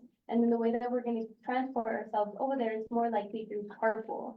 So everyone who has a car, we're going to be driving over to LA again, then taking the conference at UCLA, and everything, the agenda will be sent out, everything will be sorted out by then. And then we're going to go to Little Tokyo on Sunday and have those dinners together and everything. So yeah, if anyone has any complaints, please let me know. Again, this was we've been working on it for a while now from when we were given this retreat, and we really tried our best to get it approved for Six Flags. But I spoke to Marisa and she said that the reason why we more than likely could not go to Six Flags was because one, on how Senate is being perceived by using these funds or the student funds to go to Six Flags as a retreat. We would have to try to see how we would have, accommodate or compensate or whatever, or like just show for that, even if we are having the trainings on day 1. And then second of all, more logistically, how we would get that approved, we would probably have to get an approval by the vice chancellor, which if we try to put in, I forgot the financial form that it's exactly called, it's gonna take like 2 weeks. So we tried to do it all like last week, but again, meetings were unable to be held with execs and everything, so yeah. Senator Siddiqui? I just have to say this because we are on the record and we're speaking about student fees. It's an issue that's come up that Senate leadership has had to discuss with staff again and again and again and again. So I'm just going to say it on the record. So it's on the record. So we have it here. This retreat is for the primary purpose of educating senators on how to do their jobs. The primary purpose of the retreat is based around trainings. It's not primarily a recreational retreat. It's not for fun. It's primarily educational, based on getting every single person trained in terms of how to do their job. We are using these student fees to initiate this retreat for the purpose of bettering our service to the students who paid these fees in originally. So I just want to say it on the record and have everyone remember, like when you're speaking, yes, we'll be in LA. Yes, there will be fun that happens because we're there, but legally, primarily, this is being done for trainings. I hope. Parliamentarian Joe? I just want to say to Senator Ronnie and Senator Martinez that thank you so much for all of your efforts. I really do appreciate you. Are you coming? Yes, I'm coming. Okay, perfect. Senator Laconi? I'd like to reiterate, I know I sound absolutely insane, but like, if any of you have any contacts in engineering at UCLA, that is our Hail Mary. Because if EVPSA can't secure something for us, our best bet is to book one of these conference rooms or seminars through the chemical engineering department, because they literally have 4 buildings. And they have so many summer rooms that you can rent. You just have to be a UCLA student. Oh, period. I know I sound insane, You don't. but like, this is like my last ditch efforts to get like a cheaper or like free conference room in LA. Because UCLA, They have, sorry. well, sorry, they have I've been there so many times. They have a massive, transfer student center. We could look into that. What I found online, it's just like, if we book officially with UCLA, they're asking 5,000 minimum just for catering, and we do not have that in our budget at all. So we can reimburse feeding people and stuff like Oh, that. so I don't know why I'm raising my hand, I'm the chair. I'm I'm like raising my hand like I don't, okay, so we have been notified by staff that many hotels also have internal conference rooms that we could utilize. Holly is our main connection to our travel agents, so I urge you to get in contact with Holly. I've been to one of the hotels that we're affiliated with. It was really nice. It's a vibe. We did a lot of rotting, but it was a good time. Yes, Senator Martinez? We've been trying to contact both, Holly and Marissa for a while, when Marissa's been out sick, and then we did look into the conference room in the hotel, that was the first thing we did, and it cost an additional $3,000 to be able to go there, which is why we went to the alternative of the UCLA, and which is why we're trying to get something a bit cheaper, but yeah, if we tried, if we had like 10 rooms, each room is like $200 and something, per night, so that's gonna be 2 nights, so if we have 11 people, then it came out to around 11 rooms, that came out to 2,800 or 900 and something. So plus 2 nights is almost 5,000 something.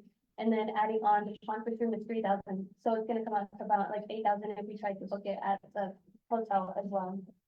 So yeah, we looked into that, but we have not been getting responses. Holly, would you be able to comment on this matter? On the travel portion, you mean? Yeah, Portion. well, yeah, so yeah, first of all, please follow up with me. I may have missed your message. My inbox is a little wild these days, so I apologize for missing that. But to the point about booking hotel rooms and conference rooms, we actually do have a partnership with Santa Barbara Travel Bureau. The reason why that partnership is really awesome is that they will pay for the cost of the hotel room reservation and the conference room reservation. And then as a department, we essentially pay them with a check. So like reimburse them kind of is how it works. So the goal for that is to make travel more accessible for students in general. You all could just be a part of that process, so that you would essentially only have to front the cost of your food, to be reimbursed. We can cover transportation through university vehicles or a bus reservation, as well as hotel rooms. So we can connect more to talk other options, just as I was listening in on the conversation about the larger hotel rooms. That generally is a problem, as you've shared. They have a catering minimum, and that's usually pretty high.